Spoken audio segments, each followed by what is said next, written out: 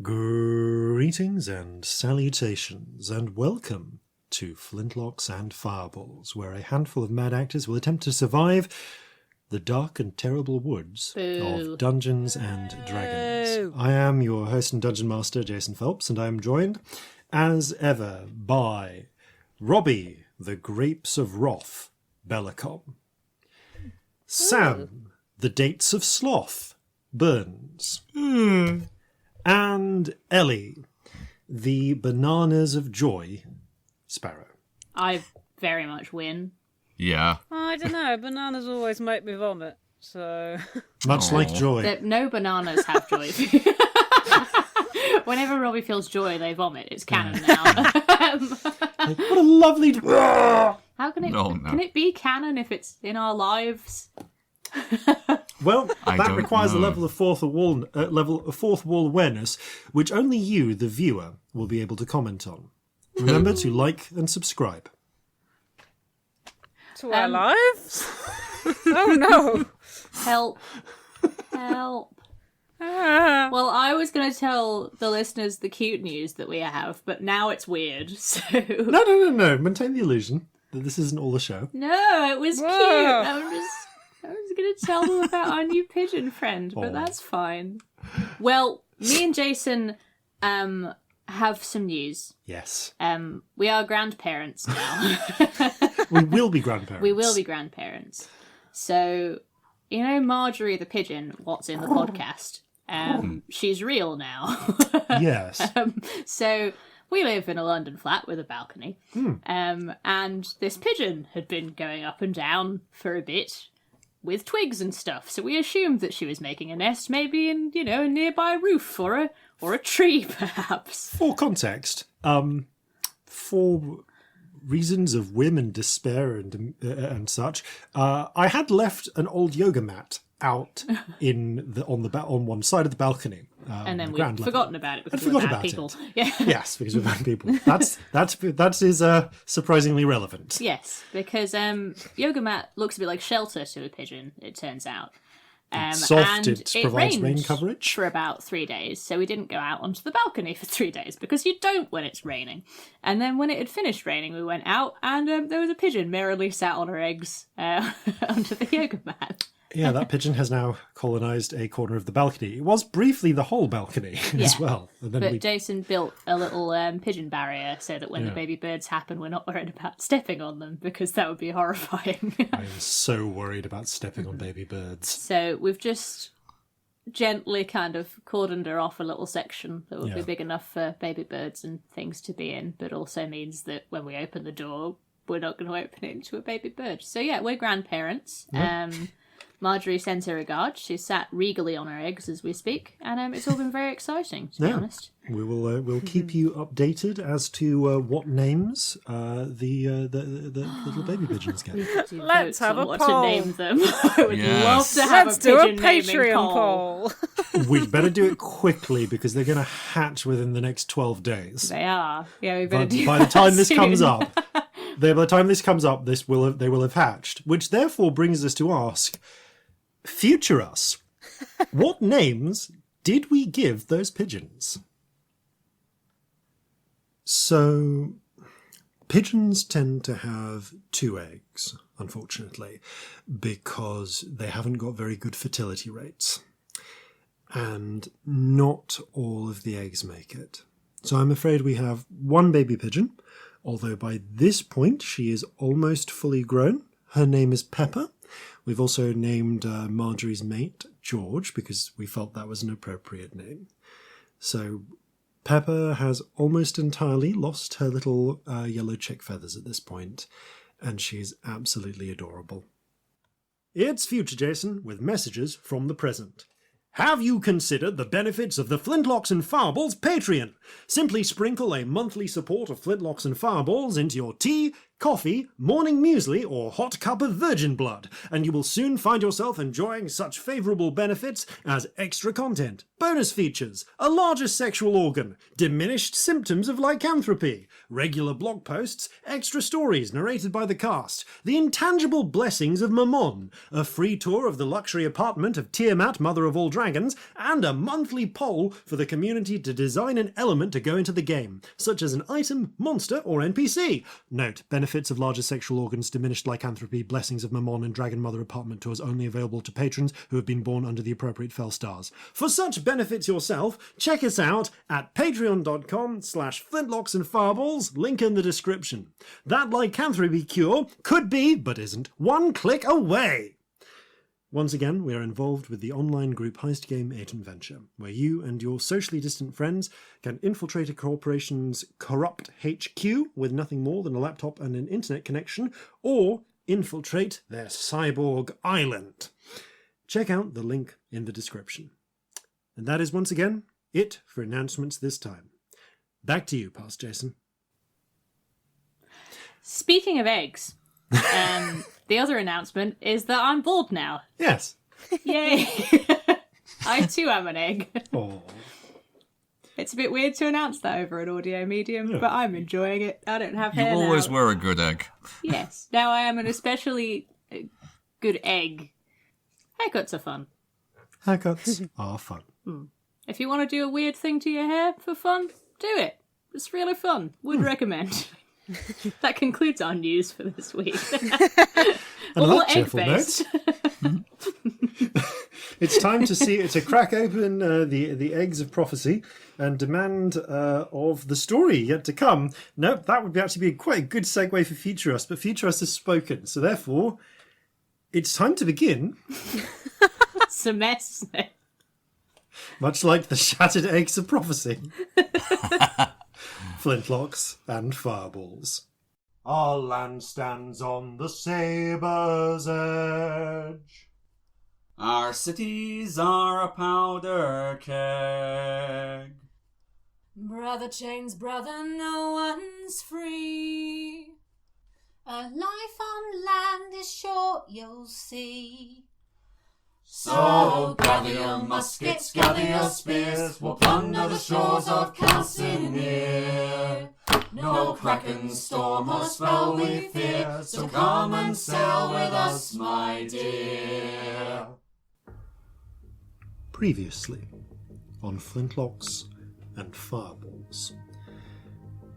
The party have made their way south into the Panakan forest, seeking out the ruins of Then, and following the insistent direction of the large oblong jade key that Scamp wears around their neck. An artifact, a relic of the lost Cloudwalker civilization. A gigantic civilization, in that it was literally inhabited by giants, but also kind of gigantic. The architecture certainly is, in that it quite likes fluted columns, and is huge.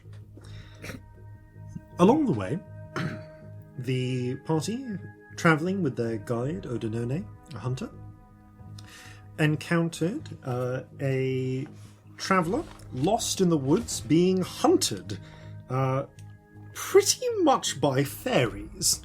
That being one Helvis child, a dwarf from Jova and a capable gunsmith who had been abandoned in the forest after a failed attempt to find the ruins and loot them of their treasures by the quotation marks adventurer archaeologist, Monsieur Bellekom.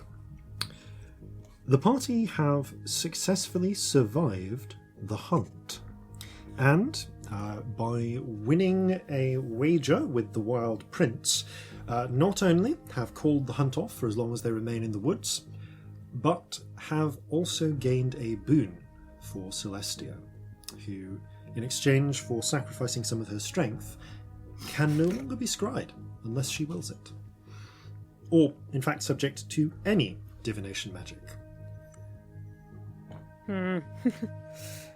I'm sure that's going to bite us in the arse. I'm just waiting for how. So, it is the evening of the 30th of full ripeness, 9 days after you began your journey southward. You are at the very edge now of the ruins of Fen, having passed a great damaged, one of a number of great damaged obelisks, inscribed thickly with ancient glyphs. The ruins, no longer invisible around you, have revealed themselves as a broken series of white buildings, and it being night, and the hunt no longer being on you, you have had the opportunity for your first actually moderately comfortable night of sleep in a Calcinian week. Oh, God. As such, you have, as per your previous instructions, I believe, set up the dome and are camping within. Now, here's a question, because you've said that this is something that you've been doing regularly when you have the opportunity.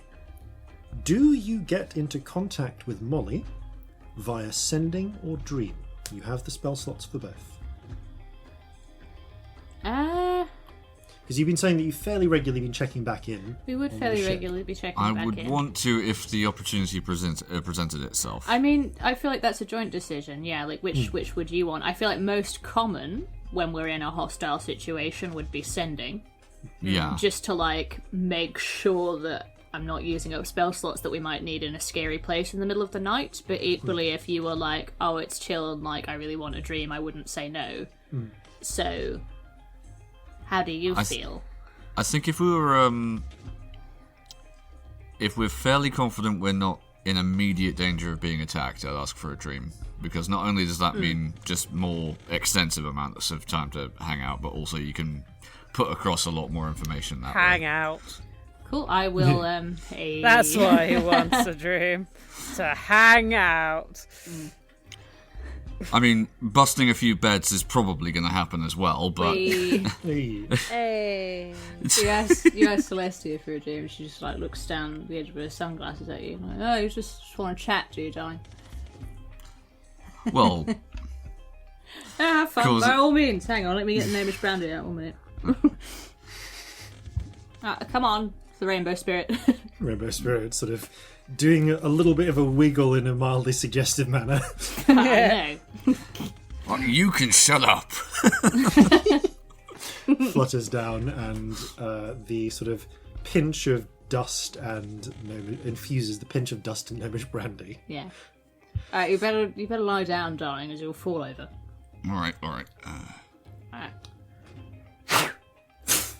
Sandman style, dust and alcohol blown into your eyes.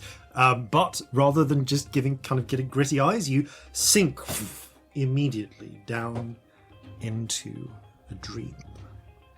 The world goes dark around you, and you find instead a sudden warm peace.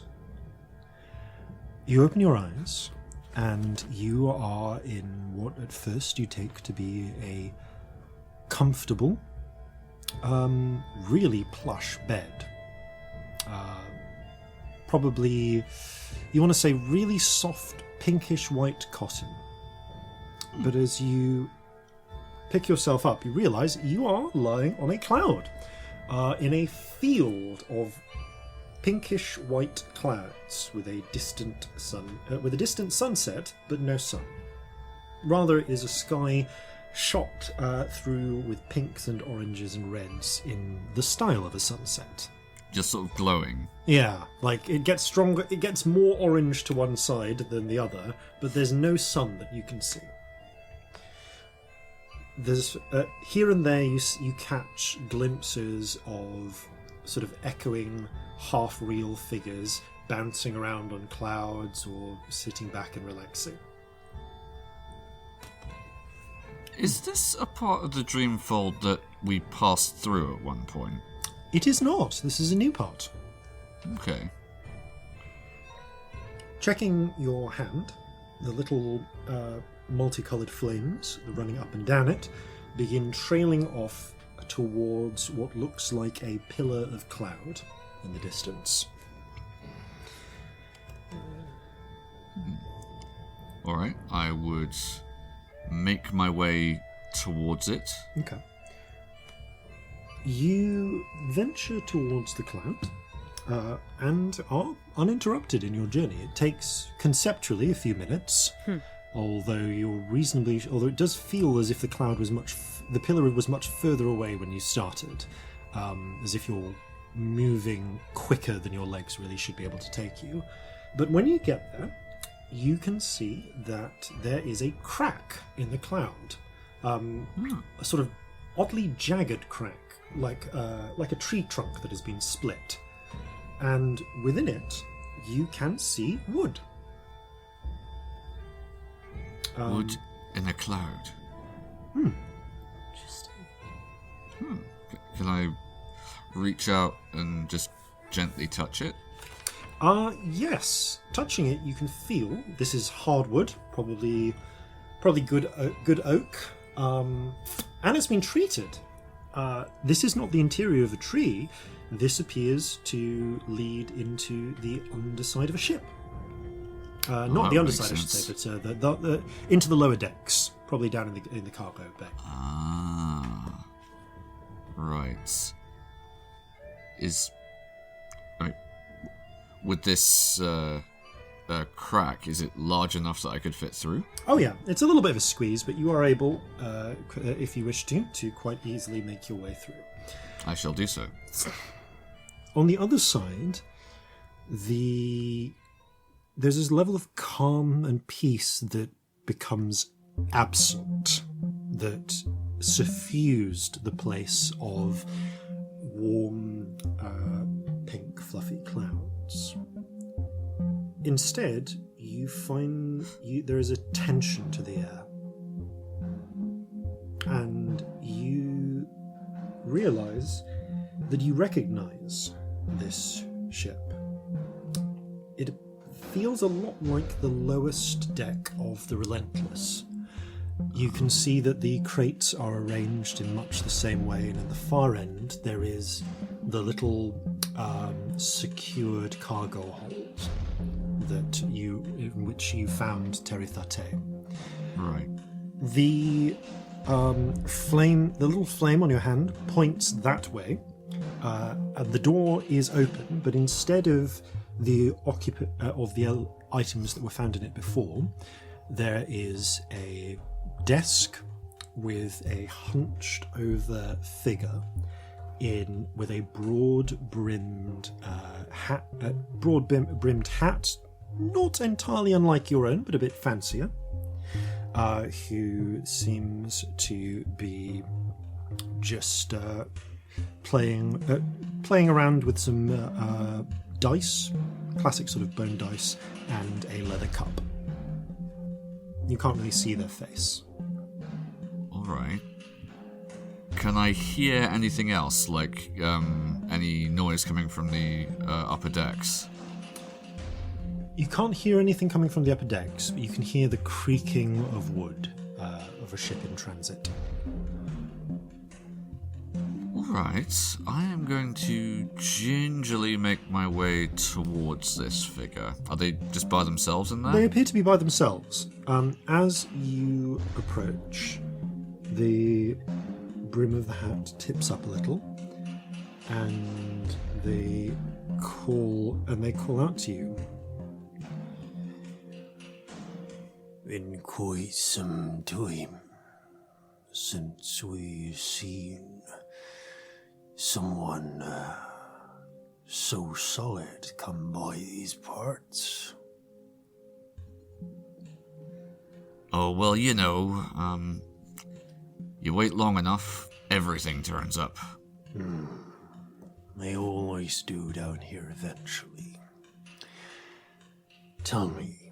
The figure looks up and you can see there is a skeletal figure beneath. Not just like a skeleton, but someone whose skin is tight to their flesh, grey and strangely moist, They do not appear to have any eyes in their sockets, and their lips are drawn tight around their exposed teeth. It's somewhere. It strikes you as somewhere almost the opposite of someone being drowned, as if someone had been mummified. Oh, like desiccated to death. Yeah, and yet they are, now that you look at them, just dripping with water. Alright. Given the encounter we had on the way to Sunder and what this individual is dressed in, Corzin is going to make a wild stab at who this is. Mm-hmm. Captain Shoreshanks?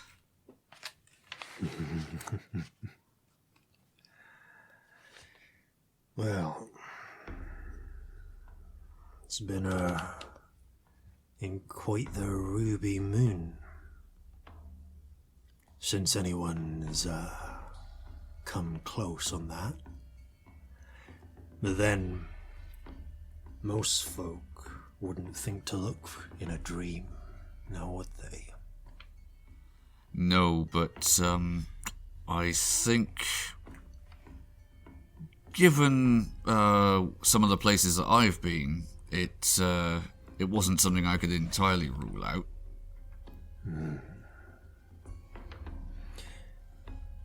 How did you end up here then? Well, I'm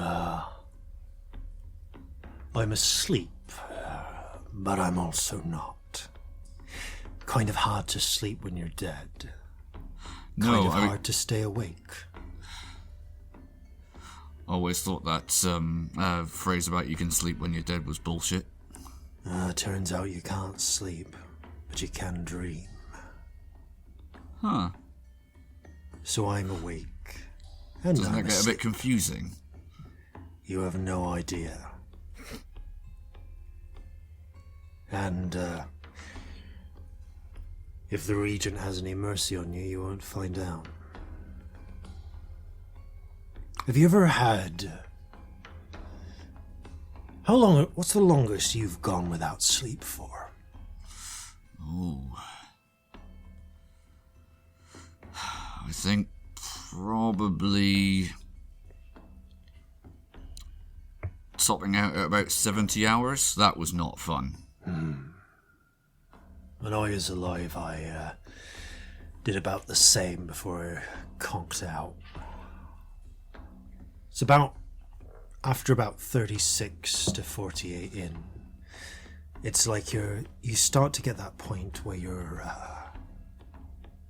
where the ship's still sailing, but it's not like anyone's at the wheel. It's more like you've lashed the wheel in place. Yeah, and everything's kind of on the water. And you're just doing what you're used to doing. And it all happens a bit without your say-so. Like, you're still doing the things you do, but you're not all there. No, not exactly sailing on full main. Exactly. Now imagine you can't sleep, but you still get tired. Oh. I'm sorry. I'm still sailing. But the wheel's lashed in place. And I'm doing the things I do. But I'm not awake either. But somehow I can still dream. So, forgive me if this is a overly searching question, but what does a dead man dream about? Triumphs, regrets, and sometimes, when you've been here long enough, whatever comes your way. Folk like you. Surprising number of gnomes. They do get about a bit. They know some of the shortcuts, I think it's fair to say. You a gambling man? On He occasion. rattles the cup of dice.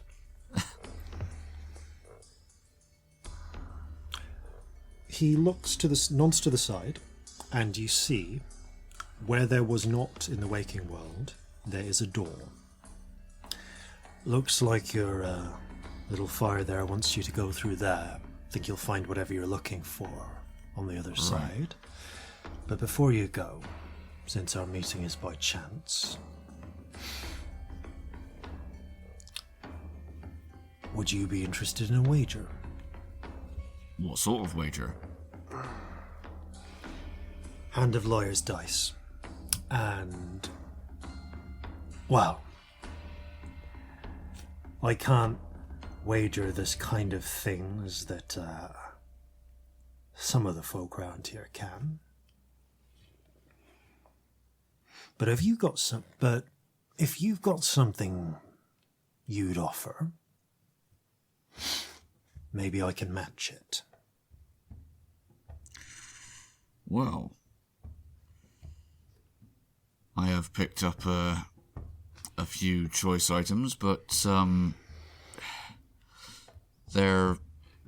of them really physically here with me right now. I'm not really physically here exactly either.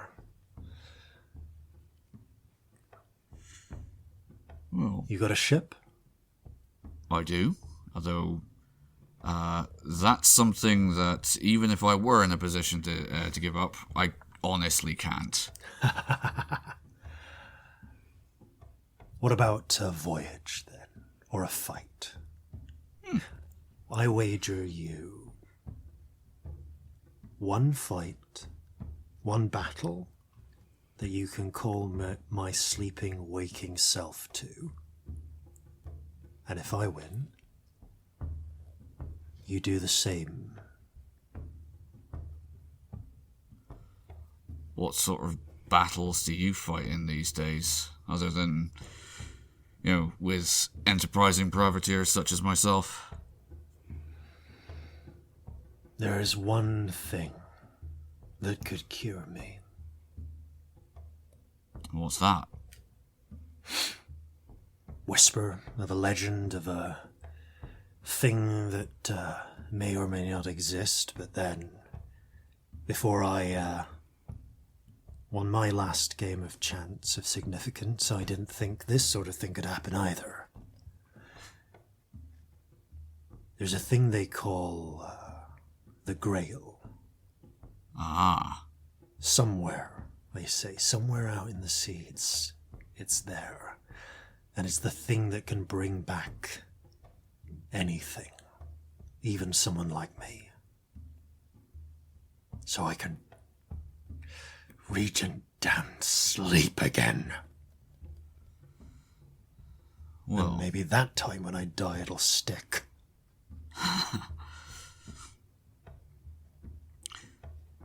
I suppose it is true what they say about people like you telling no tales, is it? Well, that seems like a reasonable offer. Just out of character clarification, Yep. the game that he is offering to play with me is Corzin would be at least familiar with it in principle, wouldn't Yes. he? So, would you like me to, I'm going to give you an option. We can either actually play Liar's Dice with some d6s, or we can make this a skill check. If you tell me how it is played, I'm perfectly happy to do that. All right, let me just get it. Let me get Liar's it. Dice is actually really fun. It's really fun. It's also, I think It's also quite easy. Like, yeah. Yeah, I figured it. Is it the one with 3? it's the one that they play in Pirates of the Caribbean. It's literally the one they play in Pirates of the Caribbean. Yeah. So let me just get the. Been a while I since I've can't seen remember that, how but yeah. many d6s you need for it. Yeah. So the rules is I'm just getting the rules up here. So I think we're going to play this as a single game, as a single hand. Okay. So you get 5d6s, and Perfect. Shawshanks does actually have two sets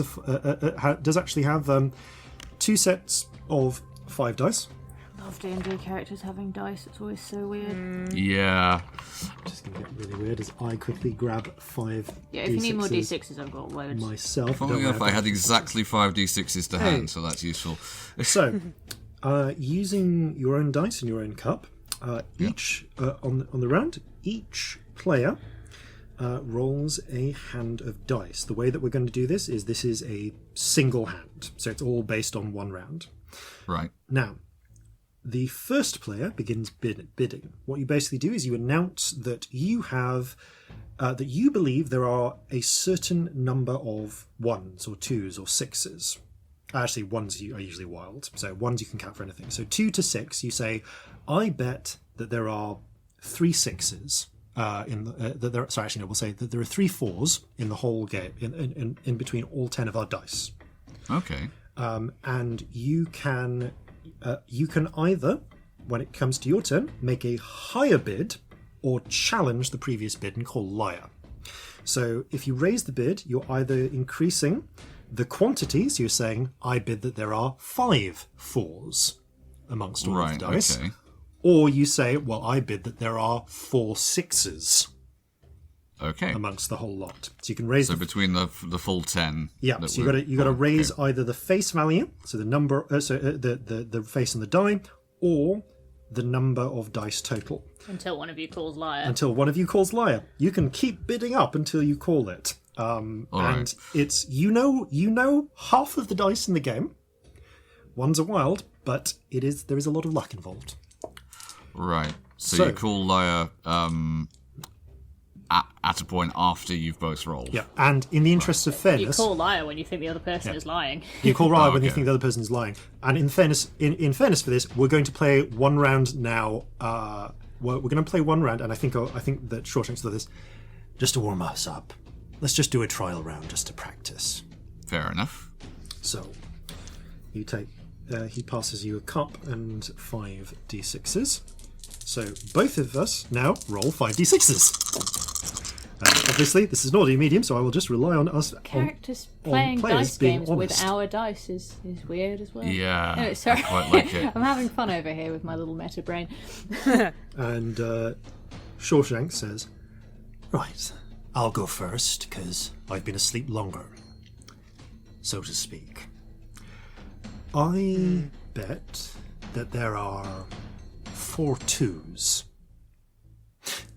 Now, you can either say that there are a higher number of 2s, 3, 4, 5, 6, up to 10, or you can bet that there are the same number, so 4, but I say 4 3s or 4 4s, until one of us calls liar. All right. And then we show our hands. So I bet that there are 4 2s. I bet that there are 4 3s. I bet that there are 4 4s. Liar. He pulls up his cup. There is 1 4 on his side of the table. Okay. I pull up mine. There are no 4s.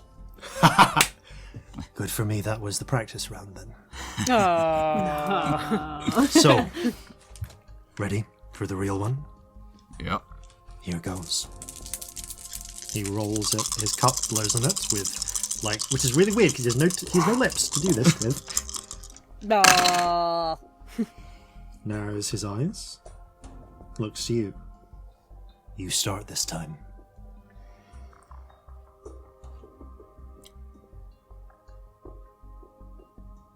I bet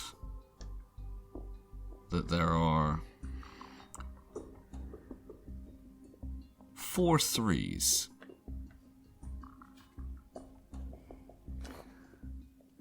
I would bet that there are 5 3s.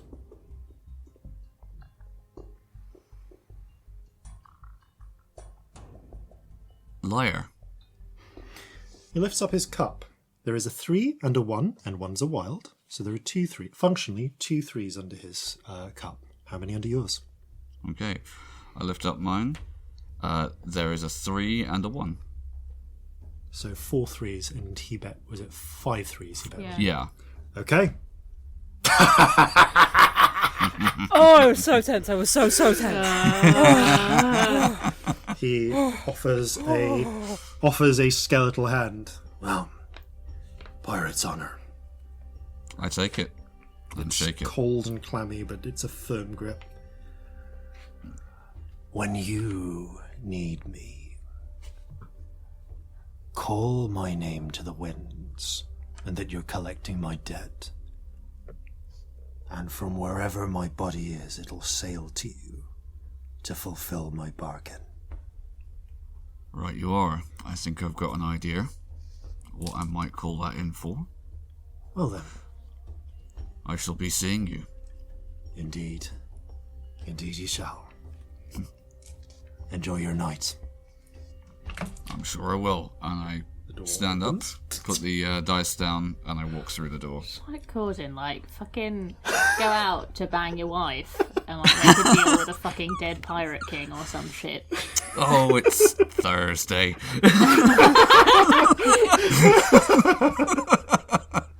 Are we just doing a Pirates of the Caribbean film now, though? Because you are going to use that to fight the Kraken. Yeah, of course. Oh my god, we're just doing Pirates of the Caribbean, aren't we? That's what's happening. You head through, and we don't have Orlando Bloom though, thankfully. And you head through and find yourself in a quiet gully. Actually, there is colourful greenery around. There is falling water, and you can see sitting by the water, running a hand through it, is the slightly ghostly form of your wife. And as you approach and get close, the rest of it sort of fades out a little bit, and you find yourself in a version of this with a much more concrete version of Molly, who looks up. Corzin! Hello. Oh, you're a sight for sore eyes, amongst other things. Likewise. And I pull her into a hug. She hugs you tightly, kisses you on the cheek, and then sort of just grabs you by the face and kisses you in the mouth as well. Yeah. So how are things on your end? Oh, well, we had a rough couple of days, but everyone's all right, and I think we're out of danger for the most part now. One of the reasons why I was so eager to come here and do this. You mentioned before, I'm assuming you did mention this, correct me if you didn't, that you had that. Did you find that dwarf, didn't you? Yes, that's right. They been causing you any trouble, or? No. They seem to be very grateful for having company, to be honest. Something I should warn you. The Relentless left today. I was going to ask, actually. Along with the rest of the flotilla, they boarded about half the local garrison onto them as well as some from other forts nearby. I reckon they've probably got a couple, maybe 3,000 sort of infantry. Any rumor where they're going? Eastward. Sorry, my apologies. Westward. Don't know where exactly they're landing. But thought I'd best mention that. Yeah, thank you. Things, there's been a few sparks in the streets as well. Those, well, I'd say warm bodies, but not... Repeaters doing their job then? Yes, looks like they've been pushing back comfortably. I think things are... It's not enough to make massive ground, but it seems those Ferocians are holding their own for the moment.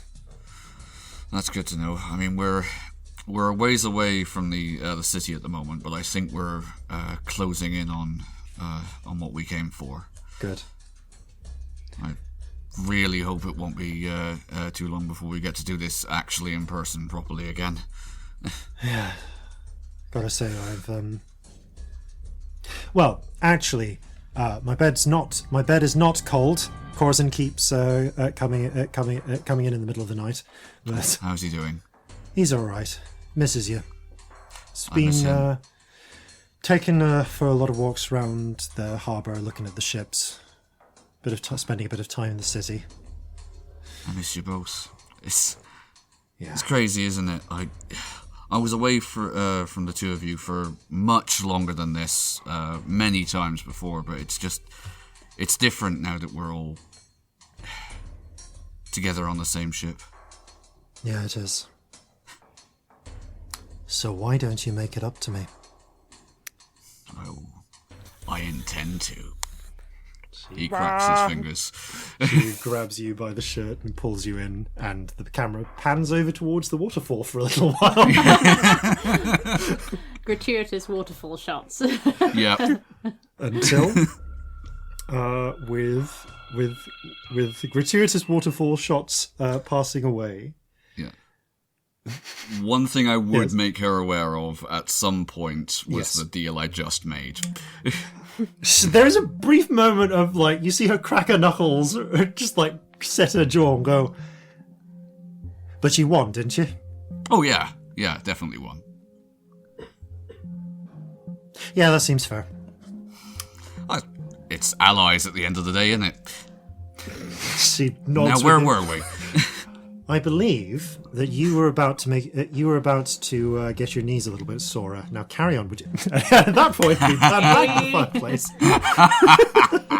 The fireplace in the waterfall. The fireplace in the waterfall. A fireplace materialises in the middle of the waterfall, and nobody knows why, and we pan to it. And Love it. the morning eventually, I love her. amongst other things, Yeah. comes. So the morning does come. The first of falling leaves. Oh, As you complete your the last. hello, Scamp's birthday. We've nearly been a Something year in about that. character. Yeah. Yeah, the three of you are woken up by Odinone, who's been standing the last watch with Helvi. Good morning. What? Ma. We found some eggs. We're doing breakfast. Oh, Brilliant. oh, you win. Who Yes. wants coffee? I want coffee help. No. Yeah. I think I will, you know. Settle down to consuming a breakfast of eggs. Largely eggs, actually. Eggs and rations for the most part, but the eggs are at least a nice break. Fucking hell, do you find that Excellent. when you actually sleep well for the first time in ages, you feel like shit the day afterwards? Whew. I think your body's just sort of enjoying itself too much. I feel like I'm still asleep. It was amazing. But, okay. Don't get me wrong, it won't last. The nightmares will be back, but the first night not being seen by anyone is really quite something. Good. Well, enjoy it. You worked hard for it. How's Molly? I give him like an eyebrow. The rainbow spirit doesn't actually have any features. They are like a ribbon of rainbow, but something about how they move seems quite suggestive. I look at the rainbow spirit and go, oh, that's good. She's very well, in fact. Sure And, it is. well, we all miss each other, and she told me that the Relentless left just recently. Not sure where, but that's important information. To the bottom of the sea, we hope. That seems Well, we can only likely. hope. But looks Let's like assume that. Yes. Well, looks like there aren't at least going to be as many Orsirian troops when we get back. That's true. That could be useful. Yeah. And I might actually, and purely by chance here, have secured us an ally. You didn't make friends with fucking Stringer Smith or something, did you?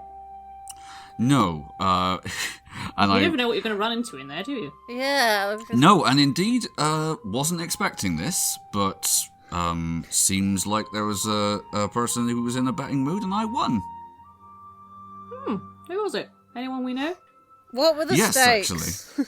Because that's a concerning sentence. Yeah, it kind of is, actually. I shift my focus. What happened? The stakes were a favour. It was, Shoreshanks. Apparently he hasn't slept in quite some time, but still can dream. And, Sounds horrible. Sounds awful. Yeah. So, he offered a favour in return for a favour, and, well,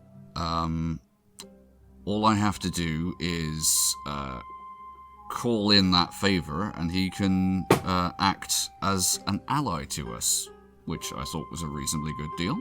Yeah. Glad you I won. didn't even have to... Yeah. What was his favour? Did he say if you'd lost, what would you?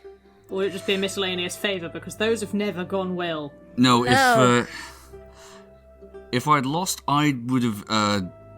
he's offered basically his ship as an ally to me. If I had lost, I would have had to have offered the ship as an ally to him. Oh, that would have been very bad. Potentially.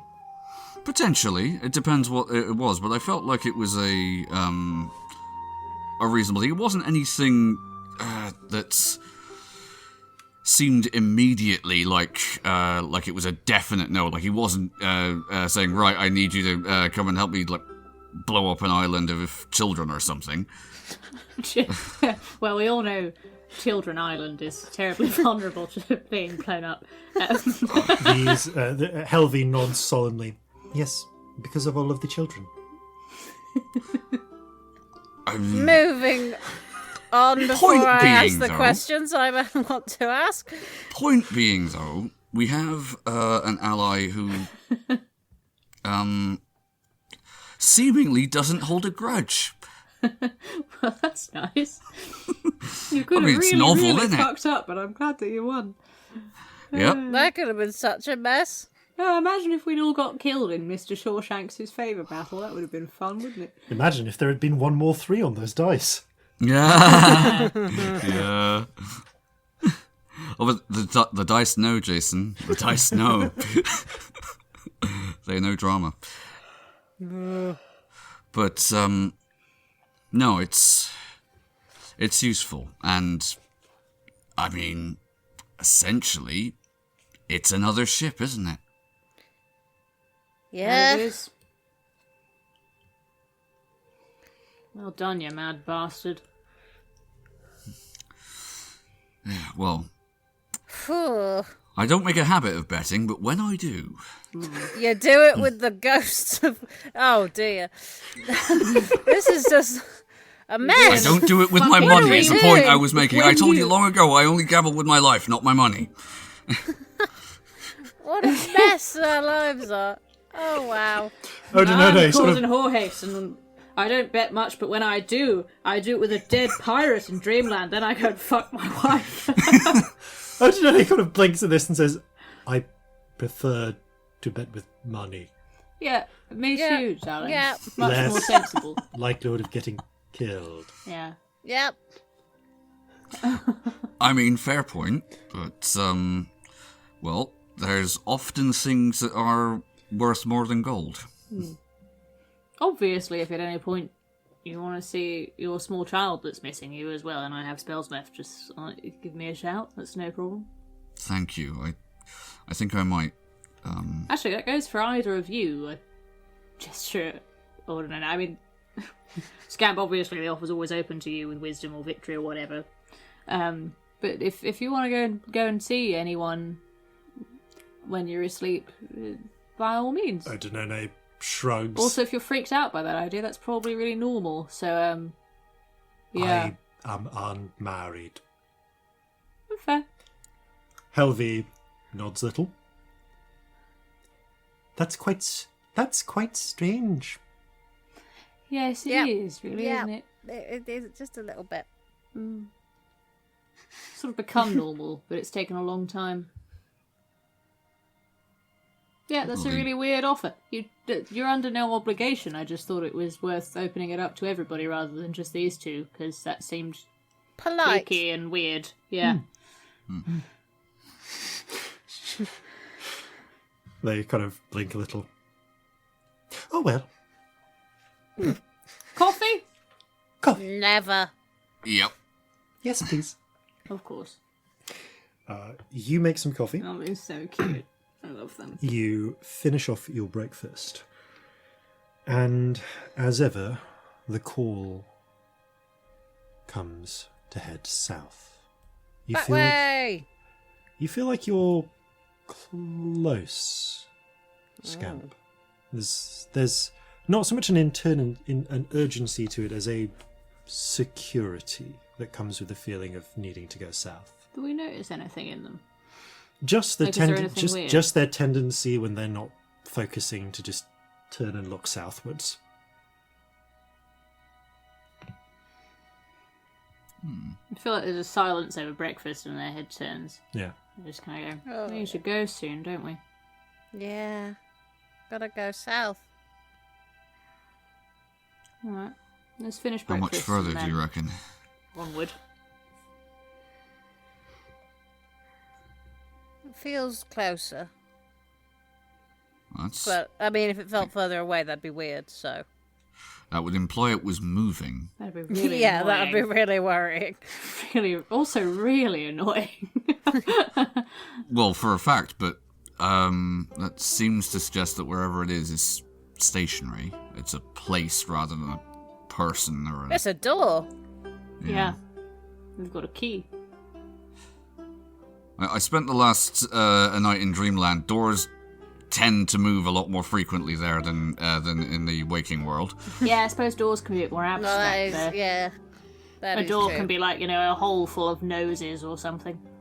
Oh, no. Yeah. Yeah, the Yeah, nose that hole. happened. The nose hole was one of the worst ones to go through. So awful. That did physically happen, though. Genuinely. That's actually that's canon. That did happen. No, there was like a hole full of like noses and tongues. And Yes, stuff. there was. Yeah. I put you through some terrible shit. You did. It was really awful. You might have forgotten, but I haven't. It was really horrid.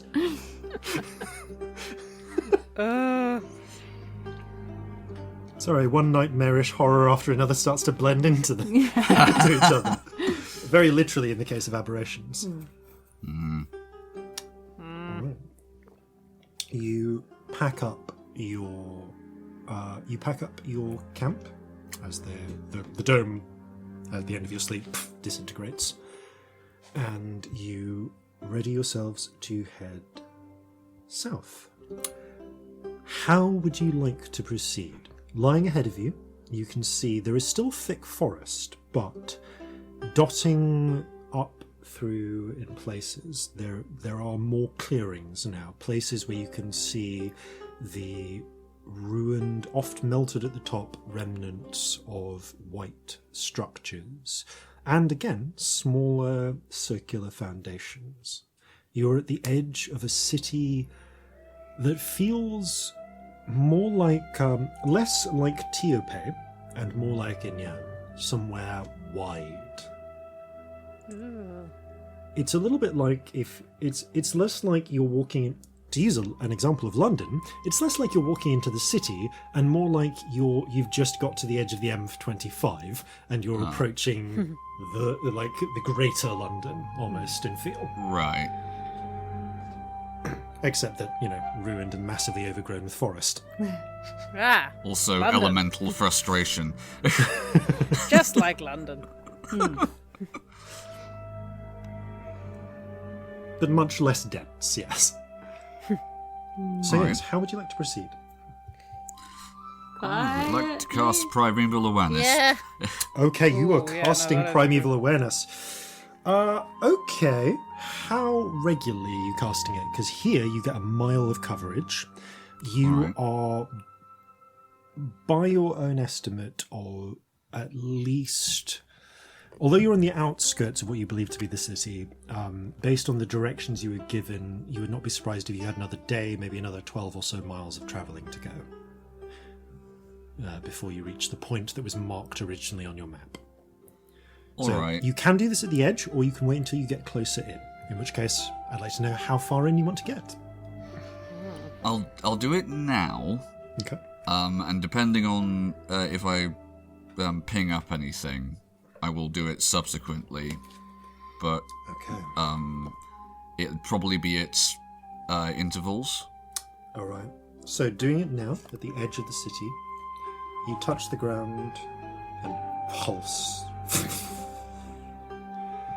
As much like echolocation, the sense bounds back into you, and you'd feel several distinct flavors. You feel the hornpipe whistle of Faye. Oh, Marjorie's here. Well, also, what have we just been doing the last couple of days? Yeah, but I'd hope they'd bugger off. You feel... I'm trying to think what else you would actually feel. Actually, no, you only feel another thing. Oh, sorry, no, you feel the roar of the sea because you're near Celestia. Yeah. Actually, wait. No, you don't. This is a divination effect. No. Oh, because it's on me. That's fun. Yeah. Oh, I'll Objects you carry are affected. Corzin's head would snap around. It's like, oh. What? What is it? Is something bad? No. I got used to. He sort of gestures towards you, and it's like when suddenly it gets quiet and you didn't realize how loud it was. Oh, you can't hear the eye anymore. No. Potentially useful, but very strange. Well, if I can't, that at least hopefully implies no one else can. But, finally, there is the sharp brimstone tang of fiends. Multiple. Right. Alright. So, Fey fiends. Right. One to be on the guard for, I think. Oh, yeah. Just a bit. Oh, anyone feeling the tension creep back in that just went for a little bit last night? Yeah, there's my shoulders right up round yeah. my ears, which is risky with these horns, because I could, spike my own shoulders. Oh, That don't must do that. be the worst. Oh, it's a pain. I had not considered this as a problem. My shoulders are always up by my ears. That'd be a nightmare. Something that you are familiar with Scamp, which you have seen. Celestia, by sheer chance, you just weren't up at the right times, so you haven't seen this, but in the interactions you've had with other tieflings since leaving your hometown, where you were the only one of your kind, you have discovered that there are solutions to this, and the solution is cork. You quite strongly remember the first time you saw Lilith in a dressing gown with a pair of pieces of cork on the just 2 bits of cork on the ends of her horns. I think we have established before in the podcast, because I remember that I loved it, that Scamp maybe sleeps with socks on them. Yeah. I Yeah, if swear it's you pillows, said that. then yeah. Yeah. Just for Like pillows. horn yeah. covers of some kind. Well, at least for the moment, I don't think we've any reason to suspect that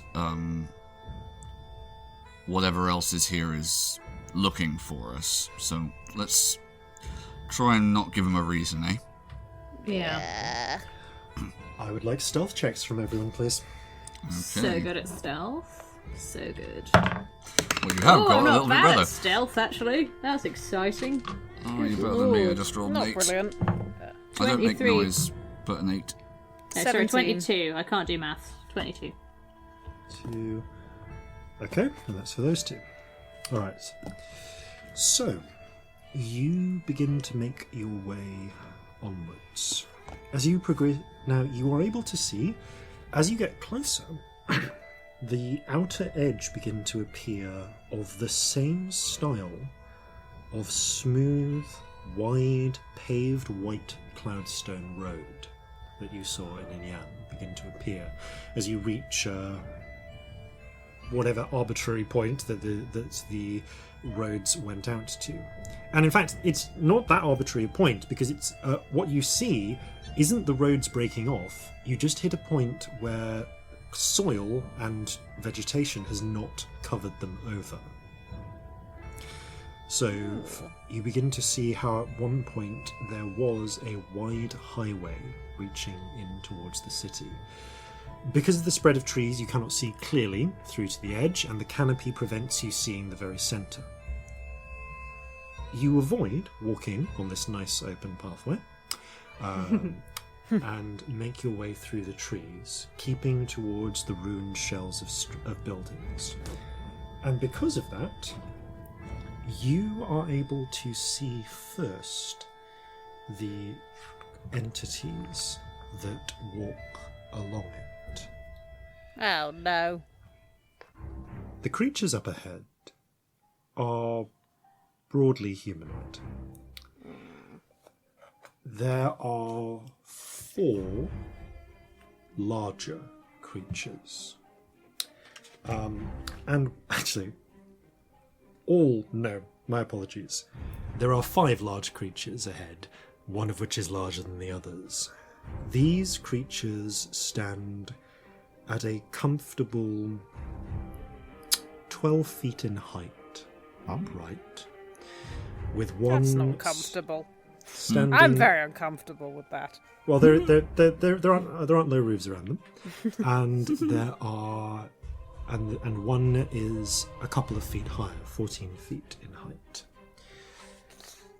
The 4 quotation marks smaller creatures have almost humanoid faces, but they are like a blend between human and ape.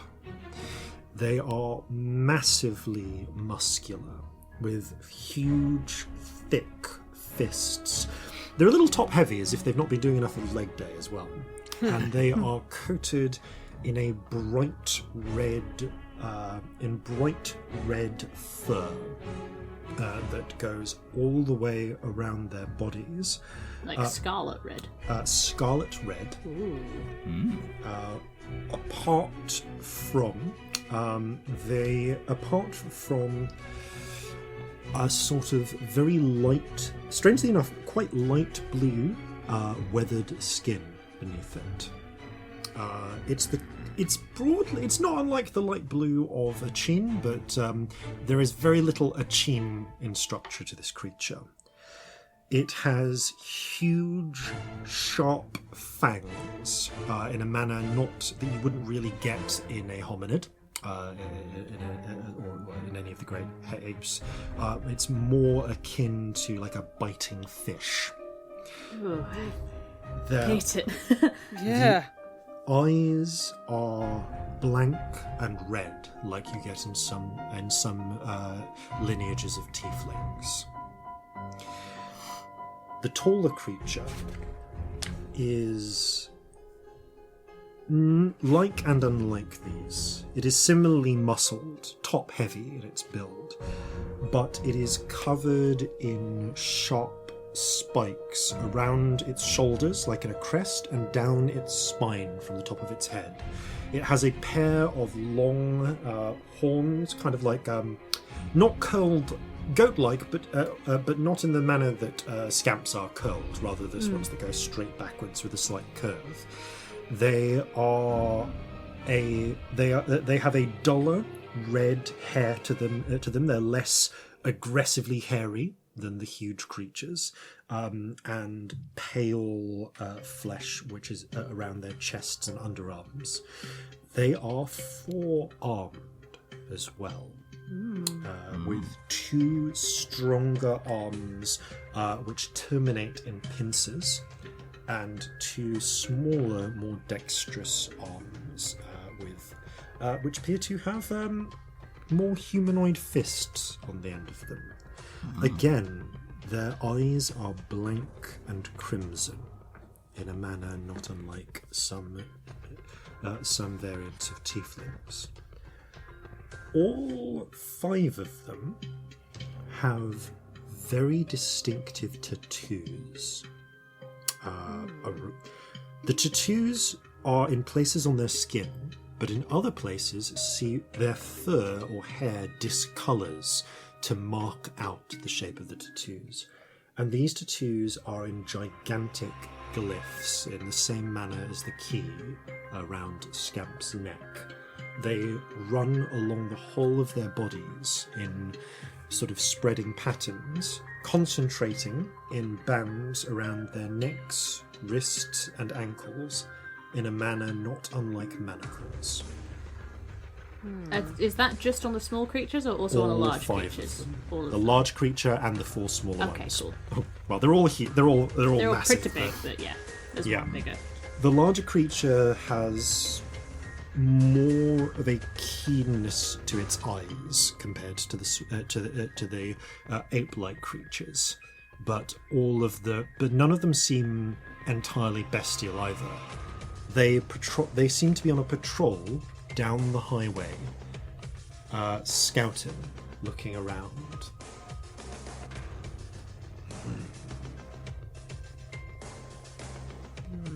They are muttering to themselves, all of them. How close are they? You rolled quite good stealth as a whole, so I will say that you spot these folks about 100 feet off. They're making their way a fairly leisurely patrol amble in your direction of where you're hidden. You are about 20 feet off the road, so the closest they will get to you if they do not spot you is about 20 feet away. I'd love to do a drop or detect thoughts on the big one. Okay. As It's they not out of interest. Really. get close, Scamp, what is your passive perception these days? 10. 10. In which case, you won't hear this until they get very close. It is not good. But do I know enough to know that these are definitely what Corzin was sensing? You have never seen creatures like this, but you can probably make that connection, yeah. Okay.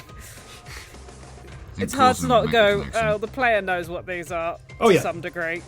It's that hard. Yeah, none of you have ever encountered creatures like this, but yeah, you've been to Regent School. These pretty solidly match up to the general theme of demons or devils or fiends, what have you.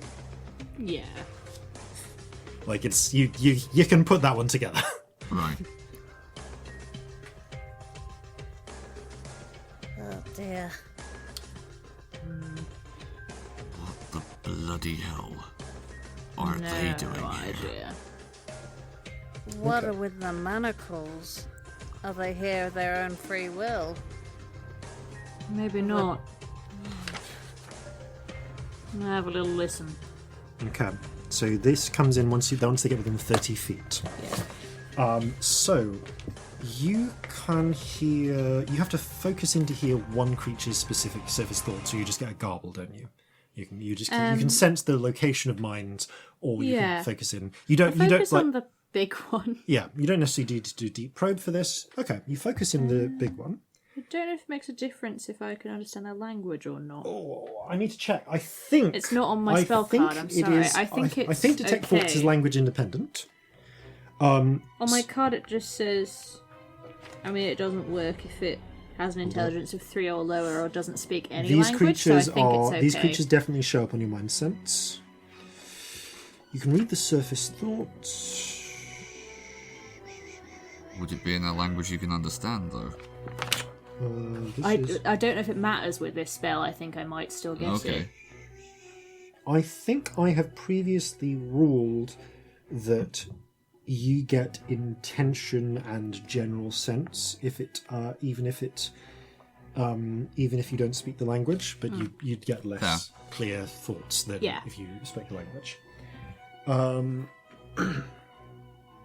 All right, so you as they get close, you start to focus in on this huge creature's thoughts.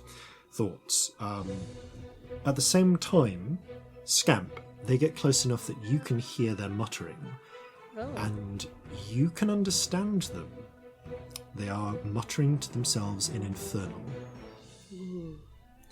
And Oh dear. you hear you just get snippets of each one of the big creatures, each one of the ape-like creatures' mutterings. One goes, always sunset, always sunrise, always sunset, always sunrise. Another mutters, there's never enough purple. Why is there never enough purple? There needs to be more purple. One mutters, dearest Krusty, I know it has been some time since I last wrote, but I am sure that with time. Another murmurs, pigs, blood, pigs, blood.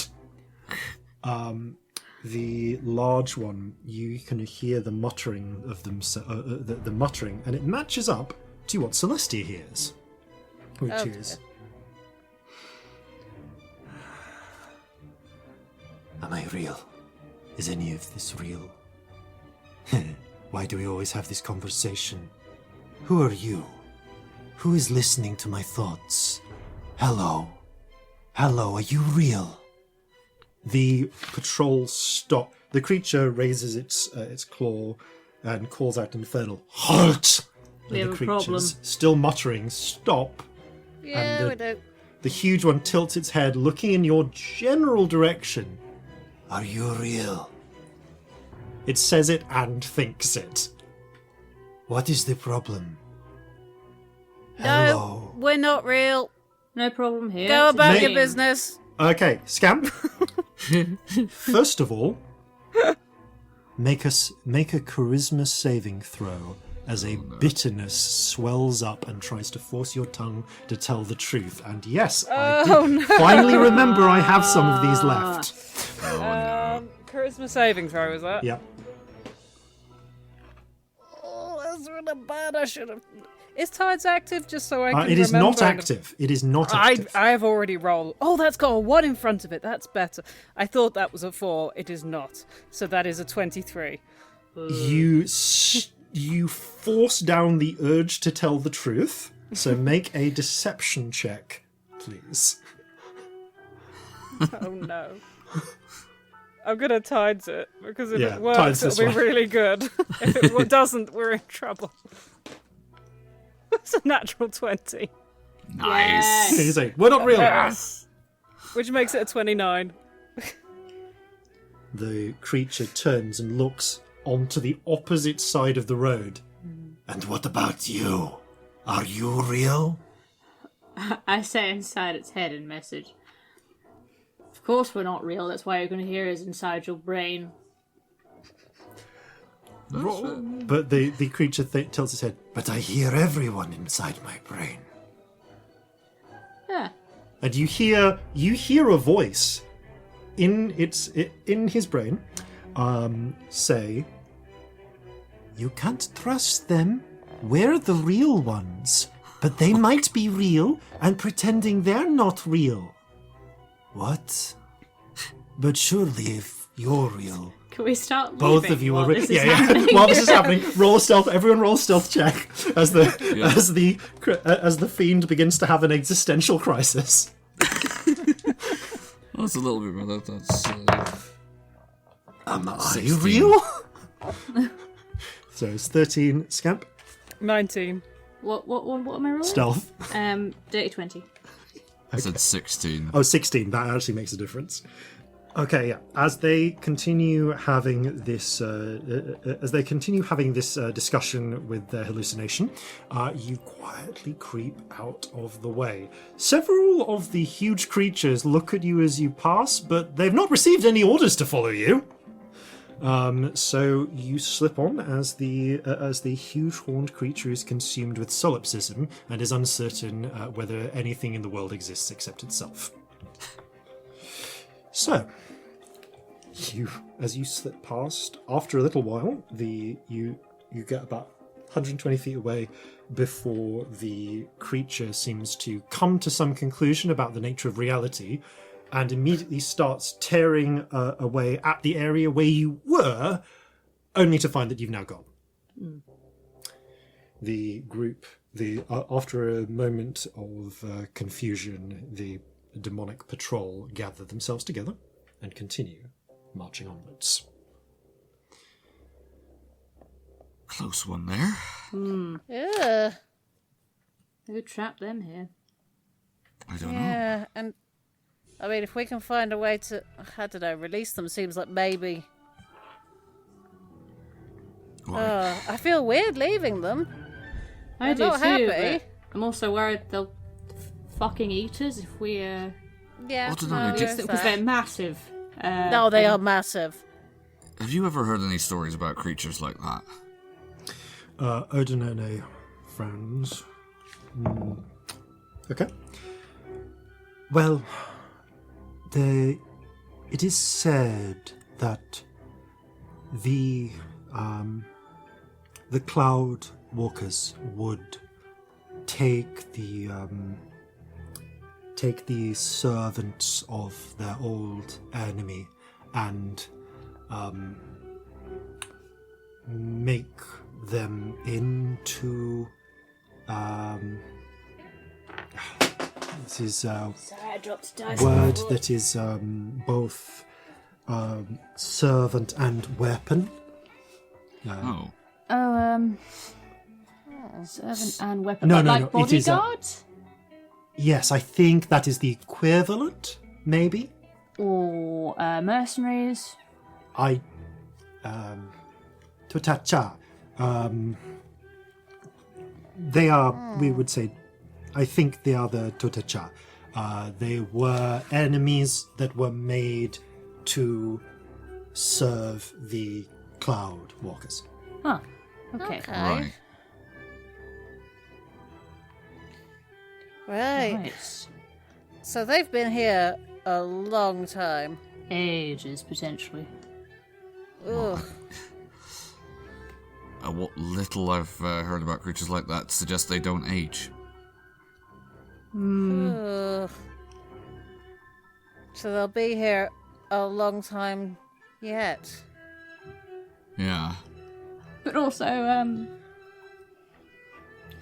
is this time when we free these things? Because we don't know if they're worry literal about fucking what- monsters if they're free. Yeah, I do worry about what would potentially be unleashed on the world if we were to do that. I worry about the implications. Yeah. I mean, all likelihood they'd wander back the way we came and the hunt would get them anyway, but... Yeah. So, I don't know. Leave it for now, but... We just don't know enough about the full story here, whatever it is. Yeah, just see if we come upon any other information. Okay. Yeah. You continue making your way on. Can I have another general stealth check from everyone, please? Ooh, another dirty 20. 9. 13. Let's see what the other two roll. Okay. So, dear. you make your way further onwards. These are not the only fiends you see. You pass also patrolling along the road about a mile later, what appears to be a crowd of creatures looking like huge humanoid lizards with spines across their backs and wide tooth-filled mouths, again marked with similar tattoos and gigantic glyphs. You pass what looks like, at one point, a small flock of tiny winged creatures that look not unlike that brief glimpse you got of Rakinishu. Again, marked in the same manner, swirling around a creature that kind of looks like a cross between a person and a crow. Fluttering past. Again, similarly marked. You do continue making your way on, though, and the buildings, although still spread out, begin to get a little bit denser, a little bit larger in their structure, at least in terms of what remains of them. And I'm going to say it's about 6 miles in that the forest peters out. Oh. And as you reach the edge of the tree line, you see, stretching out ahead of you, is the remains of a relatively dense city centre. Tall remnants of buildings still remain in white stone, but in places you can see, faded, where the rain hasn't and erosion haven't quite caught them, are the hints of bright pigments of coloration that might once have been on those walls. You can see that there are wide streets, carefully arranged city planning from what remains of the roads, and the roads are much more exposed here, much clearer. There are even things approximating almost terraced housing around the edges, and they all lead towards a tall, spire-like structure in the centre. Not entirely unlike in design the castle or citadel at Teope, but this one with an intact domed roof. And you see, clustered around the edge of this wide circle, this disc, this sort of massive clearing of city, around which on all sides is more woodland, are these tall obelisks covered in glyphs, each one melted at the top, each one damaged in some way and broken. The whole city, save for that central citadel, has been melted from above. It is also crawling with demons. Ow! Oh, fuck. You Balls. count maybe 250 to 300 that you can see. Various themes of many different types, just all of whom bear these tattoos in regimented patrols, just walking around the streets.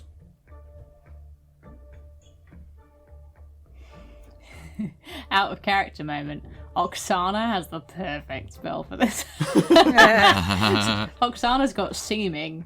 We'd be so fine. Just like, yeah, we're demons now. Yeah, cool. It'd be such a good solution. Yeah, she could do all 5 of you. Yeah, easily. Not a problem. There is a way ahead. You can see, by the way, the citadel seems to be where you need to go, Scamp. Yeah, there's a surprise. There is a route. Your options as far as approaches go are the roads, in which case demons. So many demons. You could try and make your way through the ruined residential districts. However, directly between, there is what appears to be some sort of large building that honestly kind of reminds you in its structure, like wide open spaces, tall walls, windows. Almost reminds you of like the factory mill buildings that you've seen in built-up cities. It is quite long, quite wide, and it would take you much of the distance towards the plaza outside the citadel. So we could go through that building to get there. Yeah. Bet it's full of horrible things. Probably is, isn't it? I mean, there isn't actually a roof on it, so if you wanted to, you could try and peer ahead. If you could get up high enough, you could try and take a look down. There doesn't seem to be a room that isn't filled with demons at the moment. Oh, Marjorie would be Marjorie really can helpful. indeed. So Marjorie flutters up. How would you like Marjorie to take a look at this? To be as quiet and stealthy as possible. Roll a stealth check for Marjorie, please. Oh no. Where's my stats? I do have some... There we go.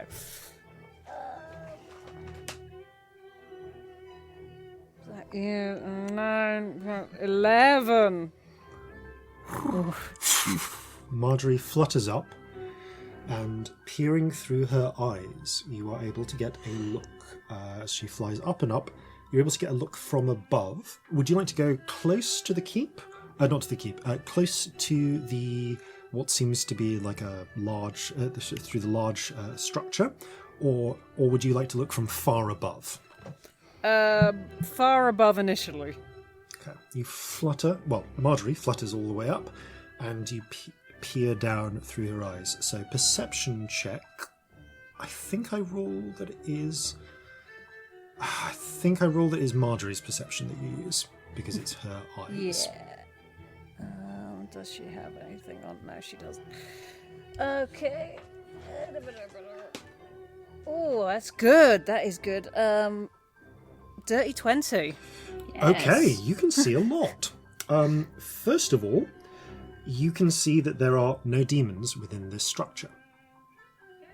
There are a number of exits. There are 3 exits, what looks to be a couple of main entrances, one towards the citadel, one that seems to lead out onto a main street, and a side entrance that is on the northern end towards where you are. You would need to... It'd be a bit of a scramble to get there through some cover, but you could get in through that way. You can also see that there are... this building has been pretty thoroughly fucked up by whatever destroyed this place. There is a lot of broken roof that has collapsed down in places, but there are also signs of massive cracks, explosions in times distant past, melting and such.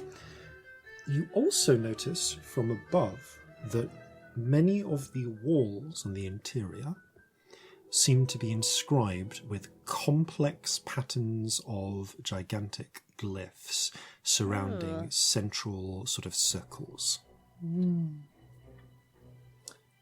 That's interesting. But there's no sign of anything moving around. No sign of anything moving around in there. You can also see there appear to be several often some almost like side rooms that come off from the edges. There appear to be a number of containers. I would hesitate to call them chests exactly. They seem to be made of metal. Maybe steel, or at least some sort of silvery material. I'm assuming you tell us all of this. Yeah. I want to look in the boxes. I know it's a terrible idea, but I really want to look at all the want boxes. Is there As anything you are looking, however, one of the aerial patrols of demons, the ones with the little fluttering imp creatures, seems to twig Marjorie, and one of them starts flying in her direction to try and get a better look.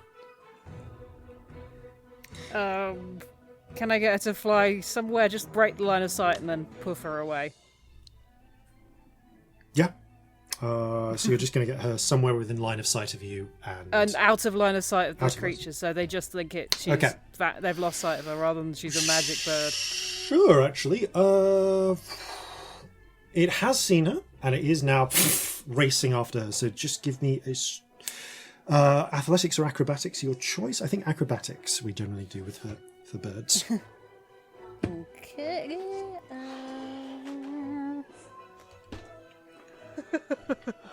There's a 1. Okay. Oh no. As she starts to dive, the imp is much quicker and is able to scramble up to her with frankly impressive speed. I'm going to say that it actually started a little higher than her and just dives down after and is able to get there She is quite fast, but not fast enough. She is quite fast and not fast enough. Seeing her, the little tattooed creature reaches down to grab hold of her and bring its scorpion-like stinging tail down upon her little corporeal form. Oh, Marjorie. Okay, what's Marjorie's armor class? Stop. Not load. I keep having to reload the blood. Armor class is 12. Does Marjorie have more than 4 hit points? I don't think so. I can't remember what we rolled for her, but I'm pretty sure it's a D4 that you roll, so... Yeah, no. so, no, the minimum damage this can do is 4. So, with a spearing strike, the pincer goes all the way through Marjorie. No. But instead of any visible blood or anything appearing, Marjorie just pops like a soap bubble. Her skin just seems to expand for a moment, and it just breaks apart in a crackle of light as the pigeon-like exterior crumbles into just pieces of golden glimmering, and then vanishes. Corzin and Celestia, you see a golden spirit sort of flutter away before being pulled into one of the red and white rubber balls that Scamp carries. Marjorie is still bound. That didn't go well. No. You were able to get all of the information before Marjorie's form was destroyed, but yes, you will need to take an hour to resummon her. Oh dear. At least she'll Poor come Marjorie. Yeah, poor Marjorie though. back. Not the best day, is it? No, it is not. Might be an hour, might be 11 minutes, I forget which. Either way, not something you can do now. I suppose we're going into the building then, really, aren't we? Yes, Yeah. but I would say we need to be super cautious because a building that is empty and a place that is not empty, you got It's to wonder probably why full it's of empty. horrible traps, isn't it? Yeah. I can Yeah. probably make a small enough area for us all to fit in safe, but that's about as much as I can do, and it's static, stationary then.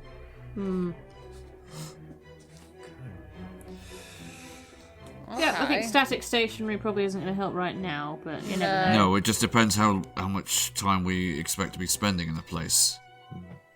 Well, we're going to keep moving. We're not stopping. Yeah, Alright. preferably just going through it. Alright. Alright, everyone keep their eyes peeled then. Yep. So, to begin with then, you're creeping down. It's a bit of a hurried creep. There's a point where there's like a gap in cover. You just have to race across it. So I would like one last stealth check from everyone to get into the building. Oh, no.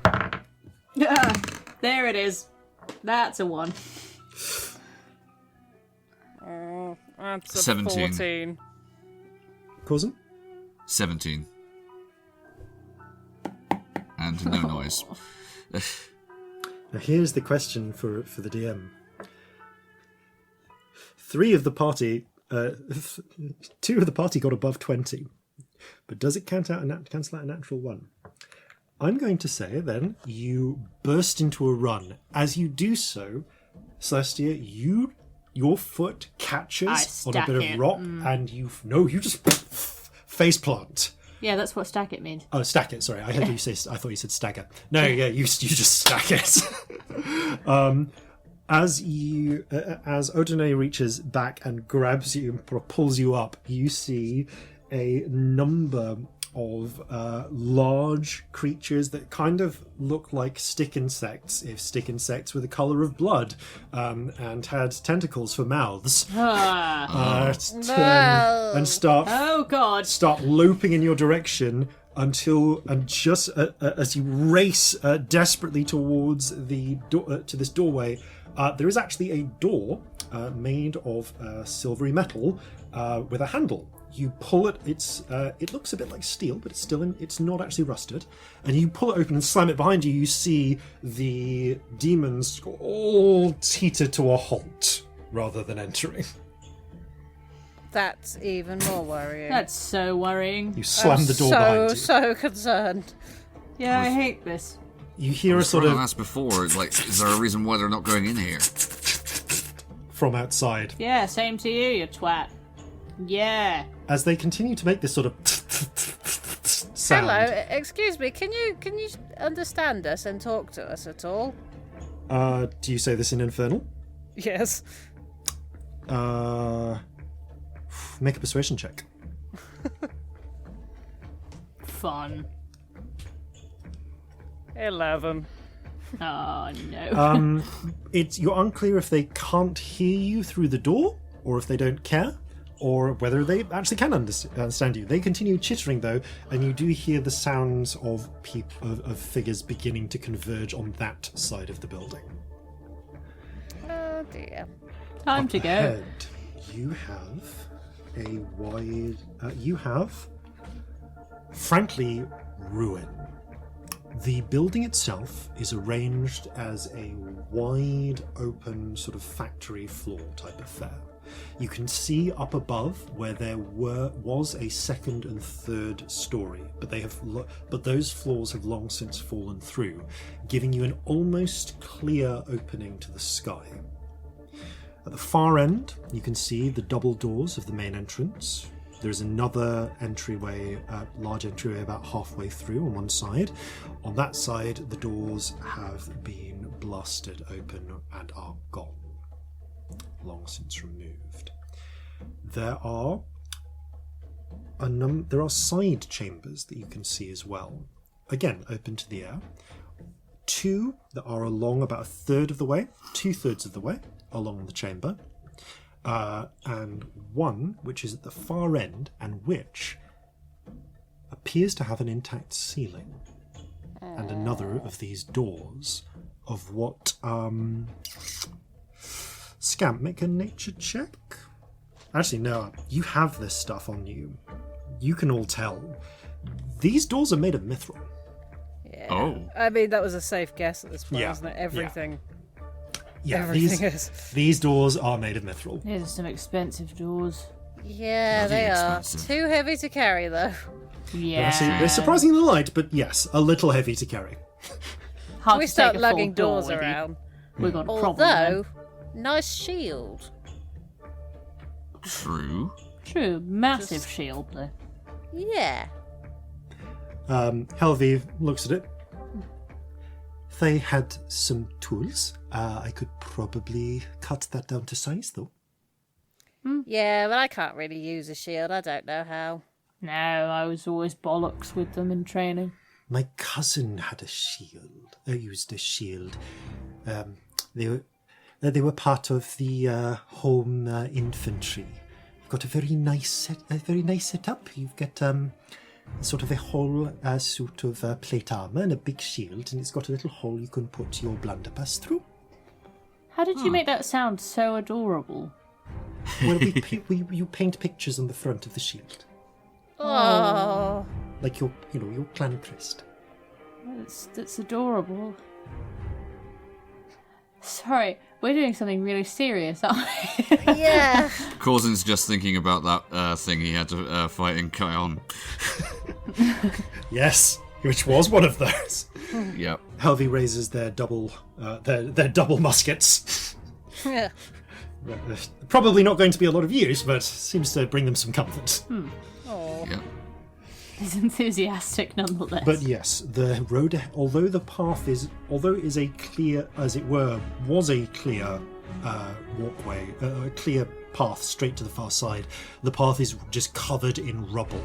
Just Okay. broken ceiling, broken upper floors, and here and there on the walls you can now clearly see there are these elaborate glyphs in silvery metals. Do they look like active, the glyphs? Roll an Arcana check. That's 23. It might be more actually, hang on. 23. Okay. No, 21. Sorry, I'm getting my skills mixed up. There are probably about 24 of these. Some are on the walls, some were on the ceiling, but have fallen down when the roof collapsed. Some are on parts of exposed flooring. Many of them show signs of being broken or damaged. At least half a dozen you can see seem to be intact. The glyphs are not broken. Oh, I'd chuck a small stone at one of the intact ones when we're quite far away. Okay.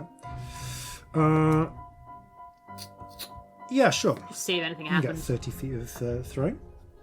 Let's see what happens. Okay. So you have... You toss. The stone lands on one of the glyphs. Nothing happens. I don't like it. I don't like it. I think we've found whatever's keeping those things out. Yeah, but does it just affect them, you know? I doubt it. I doubt it too.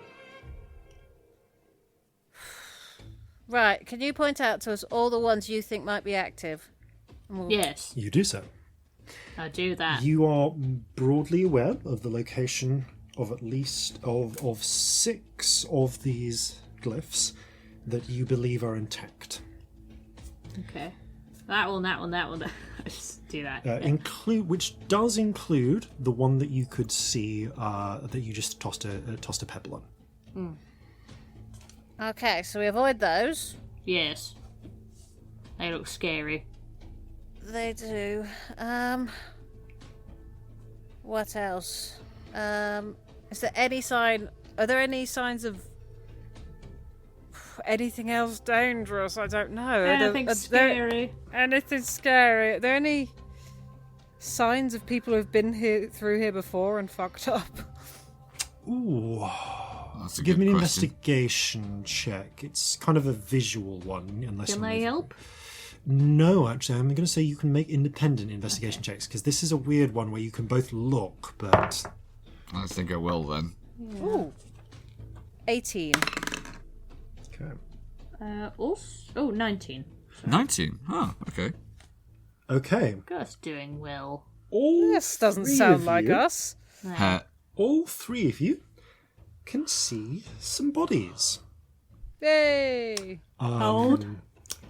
Well, you can see a very charred half of a skull. Looks humanoid. Could be human, could be a djinn.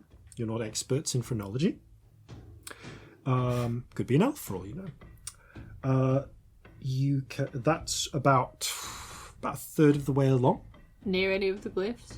Yeah. Okay. Yeah, about 30 feet from one of them. And you can also see there is what appears to be a broken glaive in the Achene style, with a rusted over, long rusted over, like it's just all rust end. About half of the way through. It looks like it's been cut cleanly in half. Is that the most recent looking body? That one's... yes, there is a body attached to that. You can see that there is a skeleton, which appears to also have been cut neatly in several places. Hate it. I hate it so much and I have no idea how to avoid it. Well, maybe the shield from the other room wasn't such a bad idea. I mean, the shield is behind you. It's what's currently keeping It's a door. out. It's a door, Yeah. and it is currently keeping out the demons. There are, however, other mithril objects. You did see in one of the side chambers, you caught a glimpse from above. Several, what you recognise, are probably mithril containers or chests. I mean, I wanted to look in those chests out of curiosity, but they could actually be really helpful, maybe. I don't know. How Could long they- is this building? I would say this building is quite long. Like this, it was sized for giants, and it is pretty friggin' massive.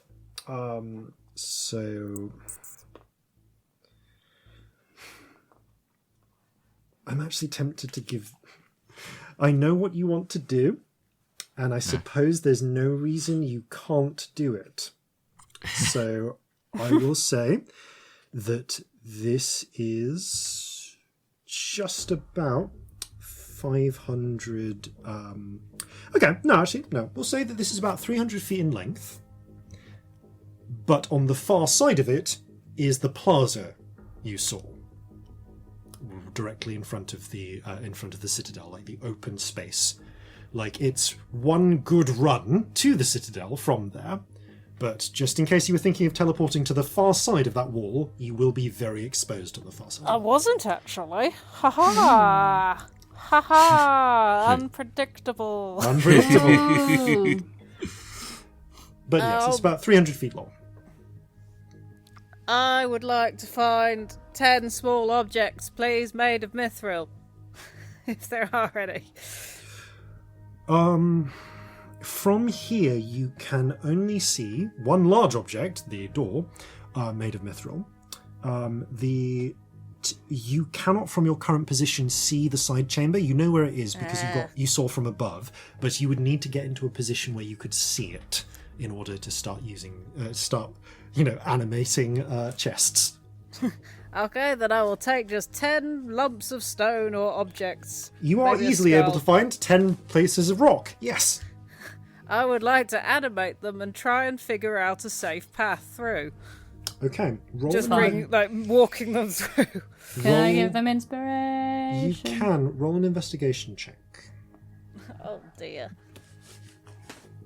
Oh, 18 again. Okay, 18. I don't have a good modifier, so that's impressive. You also have inspiration if you Thank you. Yeah. How far away can you animate these to look? 500 feet. How long does this spell last for? Just a minute. Okay, if you are thoroughly examining these, then I'm going to say you can get a third of the way of the long with one casting. If you are how thorough are you being, basically? I'm just looking for a safe route. Okay, so you're just hitting them on the ground, trying to see if it sets anything off. I want to be able to get to that side chamber as well. Okay. I will say that you can work out a route you can try and work out a route to that side chamber. I want 2 more investigation checks from you, please. And I still have inspiration. You do for the next 10 minutes, yes. Okay, that's a 16. Okay. And what is the inspiration dice? D8. D8. I will add it on that one. Which makes it a 17. Okay. You hit the various points of the ground. At one point, you see one of the rocks hits the ground and a glyph on a wall nearby lights up with cold blue light and just sprays just a blizzard straight out at it. The rock becomes just a hunk of ice, cracks open and drops to the ground. Ooh. You test a couple of other places around it, and you find a way around that glyph that does not seem to activate it. Okay. Just before you reach, there is a point where you test the area near that side chamber, where you also detect.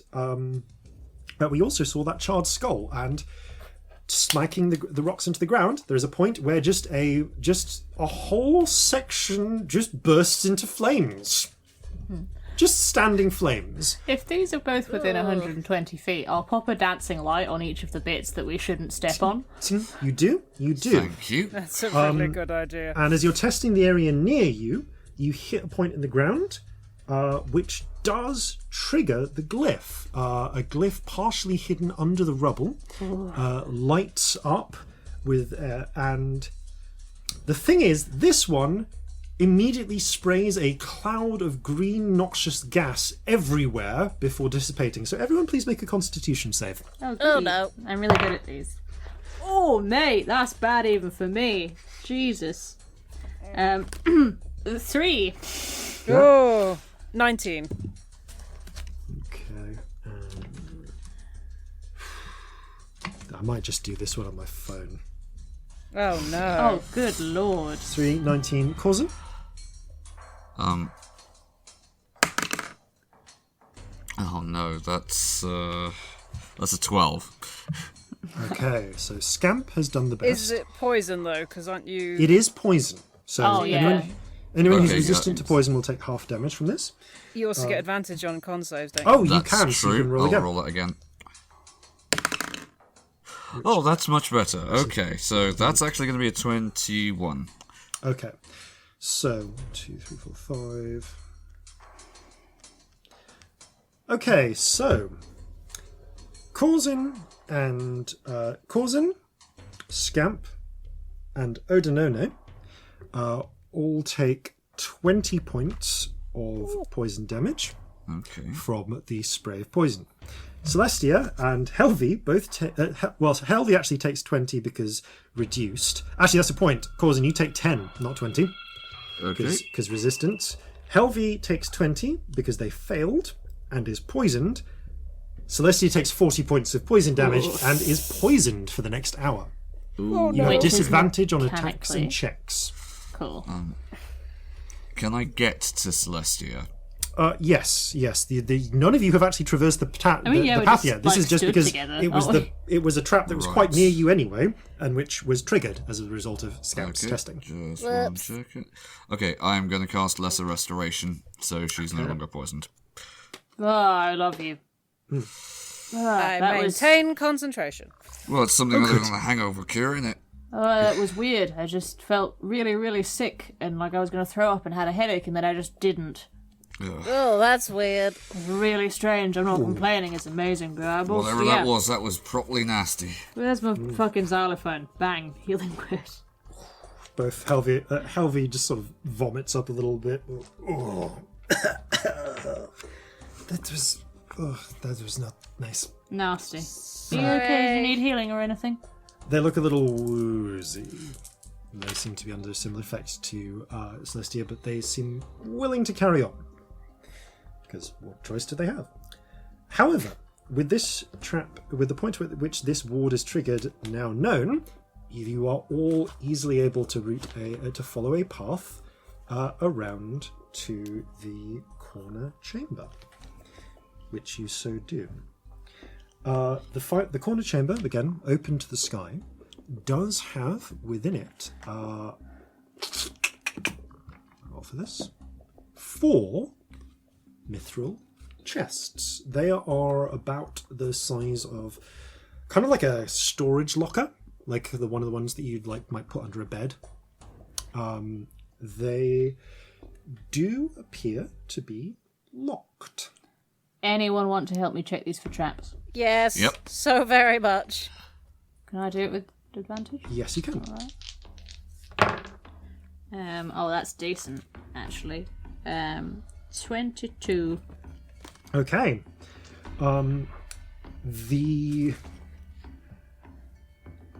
These containers are not themselves trapped, but you can see that inscribed into the ground around them is some sort of glyph. Ooh. Which appears to be a trap. Oh. I think the boxes are alright, but that isn't. Getting to the boxes might be a little trickier. That's a point. Okay. We can't just shift the boxes out of those, can we? By what means? Well, not without going over the glyph, darling. No, I mean, like pushing it with something, or... Like what? Hang on. We've got some rope. If you take one side, I take another. We can loop it around the other. Wait, we're set off by stones. Doesn't need to be people. All right. And have any of them been set off by proximity rather than pressure? The ones that I'm going to say, yeah. You would guess that the fire trap was proximity based. Okay, so we don't even need to the ice trap touch them. definitely was. Yeah. It just needs to be something near them. So that's even. So moving the box will set it off. Any knowledge in my brain at all about how to neutralise this kind of trap? Check. No, it's an 8. I mean, No I know idea. traps and magic. Is there a Yes, chance you can definitely make an Arcana check.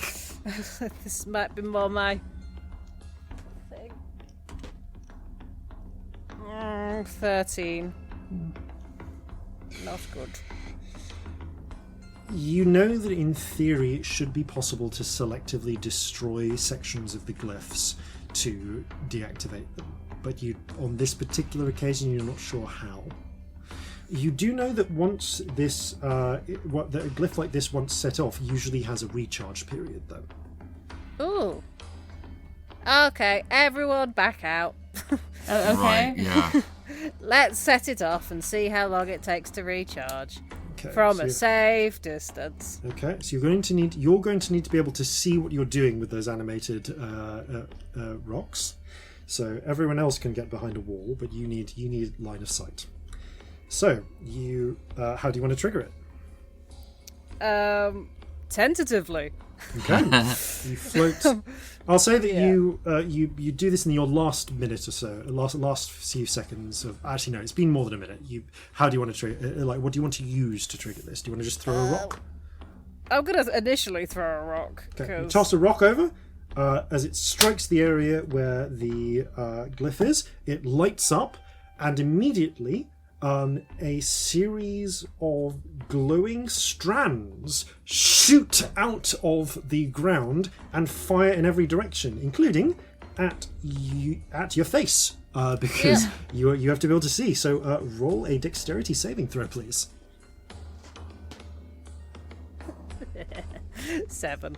Oh no. The strands whip around your face and then curl around your body and start and constrict and wrap around you, restraining you, and they start constricting. Oh god. As well. You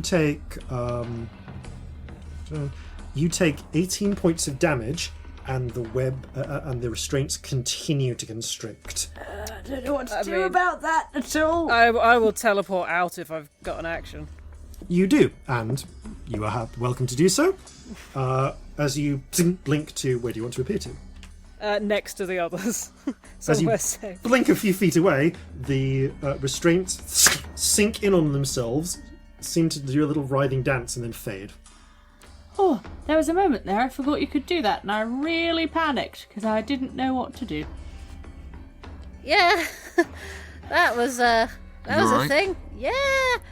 Are you hurt? Do you need anything? Yeah, how much damage was it? Sorry, I got 18. 18. Cure wounds. Ow. Right. You regain 7 hit points. Thank you. Okay. Keep an eye on it. Is it resetting? How long is it taking? What's it doing? It doesn't seem to be doing anything now. I mean, we could run over in these few seconds and get some crates. Alright. I mean, yeah. Fuck it. You run Let's go. over and grab several crates. It And seems run back that out. the recharge period is slower than this, so yeah, you grab several surprisingly heavy. These are full crates. Crates. So you pull Drag. 4 crates out of the room and sort of lean back against the wall, just like. Okay, you now have 4 locked mithril crates. Well, lockers, and they are locked and very heavy. What would you like to do? Well, I mean, I know what you like to do. You like to open them. How would you like to open Open them? the chest. Well, if they're not trapped, we established, didn't we? Mm-hmm. Then I will try to open them Okay. with my thieves' tools. Just give me one general thieves' tools check, please. Oh dear. Can I get Jeffrey to assist me? You actually can, because That's hilarious. yeah, you really can. Actually, Jeffrey is trained and has his own thieves' tools. yes, That's Jeffrey is brilliant. able to provide a second pair of. We assume Jeffrey is trained by hands. you. Nope.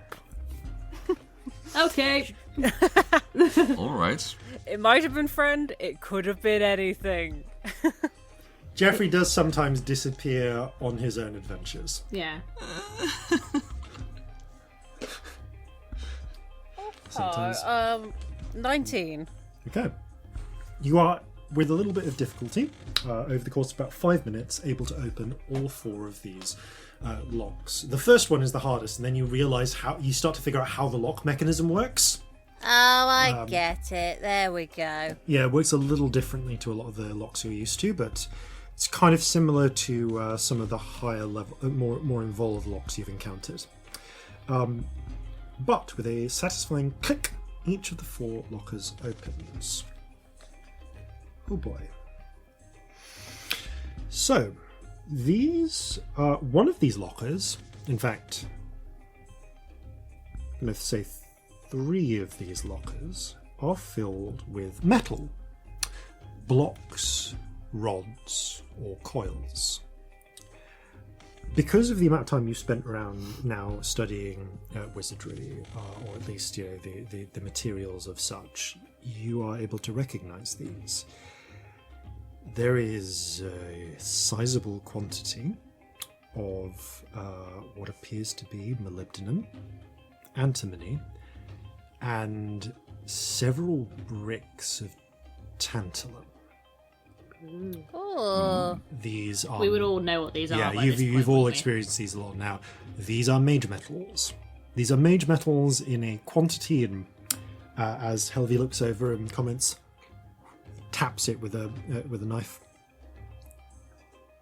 Quite pure as well. And a purity that is quite sizable. Helvi takes an examine of them. It's not my department, but I would say these, taken together, these 3 would be worth maybe 9,000. Fuck me. That's nearly another ship. Dear. Yeah, Wow. that is. To the right enchanters. All right. Yep, that's almost a full ship. That's Yeah, a it lot of is. money. Yeah, the Kraken's Bane was what, 12? Yeah. Wow. Yep. That's, Okay. All right. Well, I think that's certainly worth trying to find a buyer for. Trying to find a way to transport, more to the point.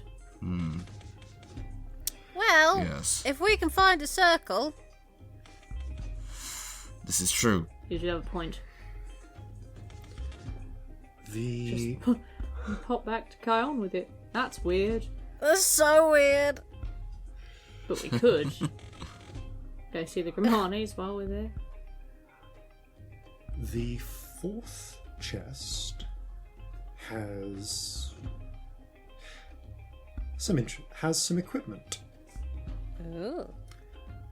What appears to be a set of boots, compressed down, quite flat, of some sort of thick red leather with a with a very sort of reptilian scale to them. A pair of trousers made, as far as you can tell, of cotton, as well as a long-sleeved shirt. What appears to be an apron, again sized up, probably for about the right size, you would say, for Littleman. Oh, Giant you've are they all encountered. really big clothes? Mm-hmm. Okay. And the apron and the gloves are both made of this red leathery scaled material. Ooh. And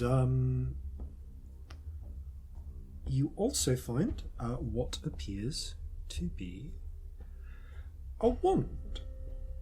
It is a long cylindrical object of mithril for the most part, but you can tell from but it's it appears to it's a long mithril tube, at the end of which is what appears to be an impressively large and perfectly shaped ruby. Ooh. Ooh.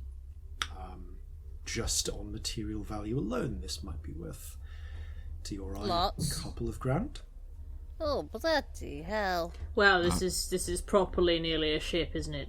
Yes, it is. There is, once again, the little symbol, the little sort of kind of like an O, kind of like an I symbol on one portion of it, where you can tap either glyph. It's in a position where it would be comfortably positioned if you were holding it in your hand. Okay. I want to press it, but it might only have one charge and it might be really dangerous. I'm not going to, but I really want to. I can identify it at some point. I was going to say, can we work out what this does without having it Yes! do It is by far the most portable object. Yeah. Can I try and work out what the red leathery stuff is? Roll a nature check. Okay. Oh god, sorry, I dropped Could I that. That wasn't assist a roll. with this? Yeah. No! Yeah, you can make your own nature check. All right. Absolutely not. 9. Natural 20. It's dragon skin. Oh, yeah. That's dragon skin. Oh, really? Not like the big plates, but like the soft leather. Oh, looks different. Probably from a different type of dragon, I would guess. A red one. I do wonder if Fighty would want it. I've for no sure. doubt he'd like it. I've been wanting to commission him with that thread for ages, but we never have 2 grand lying around because we need a ship. I mean, So I wonder if he'd be willing to do a swap for a load of dragon skin. frankly, I think that's entirely what. I mean, Obviously, if we don't, need it for anything else, there's more important things. how much of it have you got there? Loads. The thread or the dragon skin? The dragon skin. Quite a lot. It's boots, gloves, and an apron for a hill giant. So quite a lot. It rolls up quite well. This is quite thin dragon skin. That's enough to make a spinnaker out of. But yeah, it'll take up half a backpack. I can have compressed a as lovely tightly hat. as you can. Just an enormous hat. Massive. An enormous hat. We can make Jeffrey a suit. Excellent. I don't know, I think he quite likes this grass skirt. Jeffrey does. He can still have the grass skirt. What was that? Can have both. That's true. Will look fantastic. Let's give the monkey more magical items. Yeah, let's give the monkey more overpowered shit because it's genius. I just. So once again, hilarious. He already has a luck blade. What? you have a wealth of wealth, which is very difficult to carry. Right. Yeah. I feel like we move all this to the other end of the building and then we see if we find a circle and we go from there. Yeah. I agree. All right. I mean, I've got my little discs that'll float behind, but they don't last and they take ages to cast, and I'd rather know where we're going with them before I do it. Helvi and Odin We can come back, are happy enough to take one to help you assist these, but because with all of you taking these, with all of you taking these crates with you, this may make it difficult to move quickly and nimbly because these are heavy crates. You can pick these up individually and carry them, but it's like carrying a crate full of metal blocks. Yeah. Yeah. Right. Oh, my strength's just gone down as well. Yeah, as you move as you pick one of those, you're really feeling it. It's like, oh. Wow. Okay. Welcome to the club. Shut up. Whew. Worth it. Worth it. Ow. Blood magic. Do, do, do. So, there is still 2/3 of the route ahead. How would you like to proceed? I mean, how sturdy are these chests? I mean, they are They're made out of mithril. Mithril sheet metal, so they're of approximate strength to steel, sheet steel. But not magic resistant or anything exciting like that. No, the primary advantage of mithril is that it is of comparable strength to steel, but about half the weight. So, And also rare as rocking horse shit. if I was to animate them, Sorry, that was an incredible metaphor. I just need a second. Okay, carry on. if I animate the boxes, then we can use them to find our way, and we don't have to carry them. That's Very a brilliant true. idea. Good point. Oh yeah, it's worth mentioning that the actual mithril boxes themselves are probably worth 500 gold each. Well, trust me, I was thinking about if we can get that, we could melt it down and use the mithril for something else. A lovely hat for Jeffrey. Yes, always. It's the only thing I think plate about. armour. Just imagining this just like giant sombrero. Made of- Giant Made of mithril dragon skin sombrero. and mithril. Let's make him full plate armour. I might interfere with his ability to climb. I mean, honestly, he was so not enamoured with the tap shoes that I think if you start putting too much on him, he's going to get really grumpy. And it was a bad day, wasn't it? Fucking funny, though. So you animate the. This game is so dumb. I'm going to say Yep. you can get another third of the way along with 3 more investigation checks, please. Uh-oh. One from each of us. These are all from Scamp because Scamp is okay. animating the objects. Okay. Assuming you are doing the same thing as before and like basically trudging these across the ground to see if you set off a You're trap. so good Yes. at animating things. Look at you go. Inspiration. I'm gonna stand well. The traps back feel in the important. bits we know is safe. Okay. Well, I'm gonna use one of the inspirations, but it won't help on one of those. Mm-hmm. So one is a 14, one is a 16, one is a 1. Oh no. Okay. There's nothing to be done about that. No, that is what it is, and we will deal with the consequences. One of you smack the one of the crates directly down onto a glyph. Nothing happens. You continue batting it along, and you are reasonably confident that you have a safe path along. Great. Okay, are we good? I think so. Excellent. Let's Nothing went off, so Give I it a think crack. this way. Yep. But let us go cautiously. Oh, definitely. Okay. You begin making your way cautiously along. As you pick your way through the rubble, there's a point where... I'm just going to roll this randomly. Oh.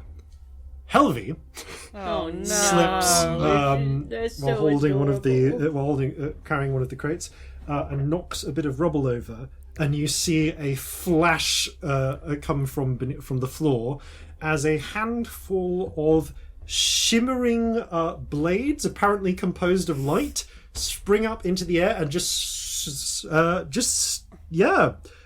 spin at you, kind of Xena Warrior Princess Chakram style. Oh no. So these are attack rolls. So let's do it. Okay. Impressively missing both Helvi and Odinene. They ram into the walls harmlessly. Weirdly, I feel worse about either of them getting hit than I do about us getting hit. Well, that's good for you. Because everyone except because Celestia and Corzin, both of you get struck by blades of light. Oh no. It's a little bit like the blades of light that the ambivalent octopus was carrying way back when. And Back in like episode 5, as I Yes. recall.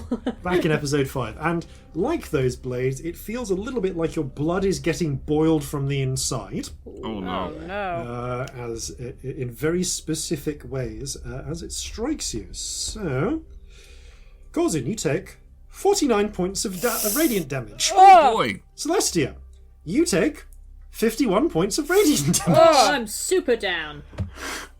As a I'm not dead, but like it's bad. yeah, as a slice just leaves a sizzling hole in Celestia's side, and with just like eyes rolling back, she slumps to the ground.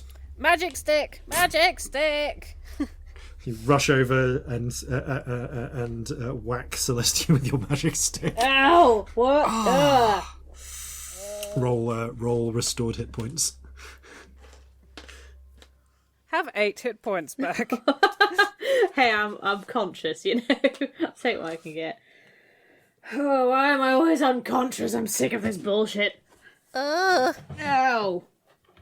Never hurts any less. Bastard. Where's my fucking xylophone? I'm going to do healing word on myself. Okay. A high level one, because everything's wrong. There's a little bit further until you reach the end of the Don't make path. Ponya dump stat, kids. It gets really bad when everyone starts getting higher level. Just don't do it.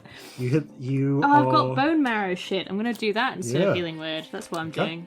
I think Corzin will as well, actually. Okay, 44 plus 4 hit points. And there is a little bit of path still ahead before you reach the end of the point where the animated chests explored.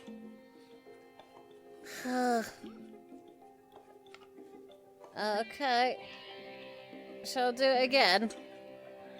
Yeah. Okay, you're re-examining your path. I would like 3... you can actually get all the way to the end. At this point, you can actually look and see the second side chamber is actually, unfortunately, that one is empty. But you do have enough movement to get all the way to the end with these animated objects. So 3 more investigation checks, please. I'm assuming I have to cast again. You do. Is that... Yeah, You do. lovely. I am burning sorcery points to keep the spell slots. Just so Yeah, as you do so, feeling the energy course through you a little bit, courses out. Roll 1d100. I'm also going to do a healing word on myself while this is happening, just so that I've said it. That is a 32. 32. That feels dangerous. You Okay, watch half as Scamp is casting the spell. There is a sort of sudden. It's as if there's like static in all of your ears, just like a sound, and Scamp is enveloped suddenly in black and white and goes. Scamp, you blink and you are in the place you were, but the sky above is dead black. The shadows twist and curl around you. Everything is covered in darkness, in cloying, thick ink. You've been here before. Ow, bugger. I'm just going to start firing off messages in every direction. Scamp, scamp, scamp, scamp, scamp, scamp, scamp, scamp, just like everywhere. Scamp, where'd you go? About 6 seconds later, as the wobbling seems to stabilize, you see the flash of black and white again, and Scamp reappears within the space they were in. What happened? Are you okay? Where did you go? Fuck, what? Help. I just went to that weird place again. You know, the one where Corzin went with the dog. Oh, that's not good. It happens sometimes. Anyway. Don't just say it happens sometimes, like that's fine. Oh. Now make your investigation checks. As somewhat rattled, you continue smacking the ground. God, There wasn't anything there with you, was there? Stay here. Have another inspiration, because I just think we really need these fucking investigations to succeed. Was there anything there? Roll a retroactive perception check, Scamps. It's immediately what Corzin would ask, because there very much was last time he was. 9. Not that you saw. I didn't see anything. I was only there like seconds. It's not. Alright. It's fine. I'm sure there won't be any larger consequences. I mean, the fact that can just randomly happen is not comforting. Yeah, but I also make unicorns, and That's other much stuff. nicer. That's infinitely more comforting, because the unicorns are, broadly speaking, on our side, seemingly. Yeah, but the big old balls of fire, I didn't mean to do. Yeah, you did those explode aren't. once, didn't you? Well, maybe more than once. I don't know. I lose track at this point. 3 times, at least. Why couldn't it be petals? That would have been lovely. I like the petals. I like the petals. They're cute. Roll your investigation checks. I assume that while you're having this conversation, you're batting the ground. I'd have gone for the feather beard at this point. I loved the featherbeard. It is a 9, a 12, and a dirty 20. Okay. So, as you start batting along, it's the one that's nearest, unfortunately, that first strikes, as the batting does hit it does come within range of a glyph on the wall, which immediately just scatters a spray of clear liquid across everyone. For this, I think it needs to be a dex save, please. We would have been stood like a good distance back, like in the bits we knew were safe. Yeah, this one is a wide spray. Okay. 17? 17. 13. Okay, and they rolled that. Okay, flippin' heck. So, Scamp, you take 30 points of acid damage. Ow. Boy. Corzin, Celestia, Helvi, and Odinone take 15 as corrosive acid starts burning you and is still on your skin. Prestidigitation on everyone, repeatedly. You can do... I can do up to 5 at a time. You can only do one person per round, though. So each person individually tell me what you want to do. Celestia, I'll say that just succeeds, because you're using a spell to do it. Mm-hmm. And it was, sorry, how many damage? 16? 15. 15 for us, yeah. Because at the same time, Helvi is just going to start trying to brush the acid off their exposed skin. Danone is going to pour some water on themselves. I feel like horribly, when you're covered in acid, your first knee-jerk instinct would be get it off me, so I think she probably does herself first. Yeah. Mist of acid as much as comes that's off like you. not fun, It's the ground. I feel like that's probably what happens. That's fine. Corzin and Scamp, what do you do? Corzin is going to... if it's on him, he's going to start, unbuckling stuff and dropping it to try and get as much of it away from his skin as possible. Cool. Give me acrobatics check. Okay. Acrobatics check to leap out of my clothes. Right, that's a... it's a 23. Okay, you Ollie would managed be to proud. avoid What? taking further damage. No one said that, shut up. Yes, you did, and it was amazing. And Scamp. Can I try and frostbite myself to freeze You it? want to try and freeze it? Roll an Arcana check to do this without injuring yourself. Natural 20. Hey. Several just beads of acid ice form and then drop off your skin. There is a few moments of having to quickly bat out or use water to douse clothing. But, And I you help can anyone phrase it who off. One of the mithril boxes. I mean, it's kind of actual acid, so it just looks really clean Yeah. rather than burning through it. So. Someone's taking the brass out of this. No. I hate it here. But hey, you now know where the acid trap is. Ow! I found some acid. Corzin slowly straps things back on. You bat the rest of the way along, seeming to find a clear path. Another healing word. Just gonna do another one. Yeah, great, lovely. Okay. Sorry about that. How This is do you, not your fault. Fucker put So- acid in the walls. are you going to continue along the rest of the cleared path? Yeah, I guess so. Okay. Yeah. As you step forwards, you go around a point where a large piece of rubble had sort of blocked it from view.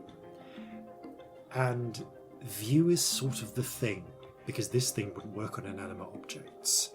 As you turn around the corner, you see a glyph light up with purplish light, and you feel cold ice clutch around your heart.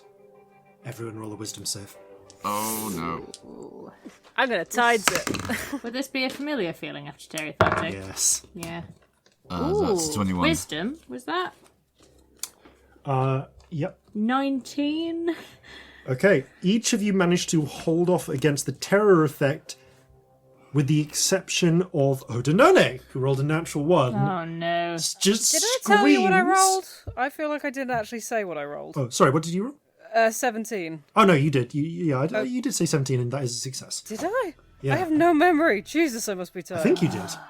Madness. That was the other glyph. This one is terror. Odinone turns and just starts running. What he want? Just pell-mell back the way that he came. Does anyone want to try anything? Shit. Yeah, I will try and stop him. Okay, are you just going to try and tackle him? Yeah, basically. I will cast command. Okay, so you do that. You do that. I was going to cast Charm Person. I'd open my mouth to say that, so I don't know who gets there. I guess. Everyone roll initiative. Yeah. The 3 of you roll initiative and see who acts first. 16. That's 22. Okay, you cast Charm Person. You charm them. That Darling, it's fine. Just close your eyes. It's the GIF. It's nothing terrible happening. Did you say it's the GIF? It's Yeah. it's the glyph. Is what I was. I just missed Just an like, L. it's just Oprah. It's Oprah. It's the Oprah Bees. Yeah, that's all I'm seeing now. Our favourite GIF in this group. Okay. You hit. Roll a persuasion check. Okay. Because this is supernatural 17. terror. I'll say Odinone halts just long enough for Corzin to then just tackle them to the ground without resistance. Mm-hmm. They squirm, they struggle for about a solid minute. It's alright. Before the panic seems to... What Listen was to me. that? That was something fucking with your head. It's a fear effect. Terithate does the same thing. Oh. That was not good. No, it wasn't. No. I'm sorry. Can I let go of the Charm Person? Is that a thing that I can I'll say consciously you, do? Yeah, you can consciously do that, I'll say. Because I really don't want to still have him charmed. Because I mean, that's like, awful. here's the thing. Terithate is not present. I just said the name. Odinone considers you a trusted friend under the effect. So there's actually very little observable difference. Yeah. It just feels weird, though, you know? But like, you drop yeah. you find a way to let go of the spell. I'll say, and he gets up, and it seems that the peering around again, the trap does not immediately re-trigger that. But hey, well done! You managed to stop Odinone before he ran into some of the earlier traps. Yeah. Alright. Still kind of clutches their chest. No heart attacks today! Oh, look at us go. You step around, and because of your testing, you manage to find a path that does not take you in front of another glyph like that. And thus, safely manage to reach the far end. There are the double doors that lead onto the courtyard, but there is also a small side room with a mithril door that is closed too, but does not appear to be locked. Is there a trap? Roll an investigation check. Can I help? Someone... Yes. Do you want me to do it with help? Roll it with advantage. I'll say, because if you're Can just... Celestia roll? Can I do it? Yeah, you can do it. That's a 19. Examining it, you do not find any traps. I can't see anything bad. Okay. Okay, you carefully open the door, and within you find a room. It's the top is slightly broken in one corner. You can see there's a little bit of light coming in, but not a dark room. this is not a dark room. It is, however, a secure room.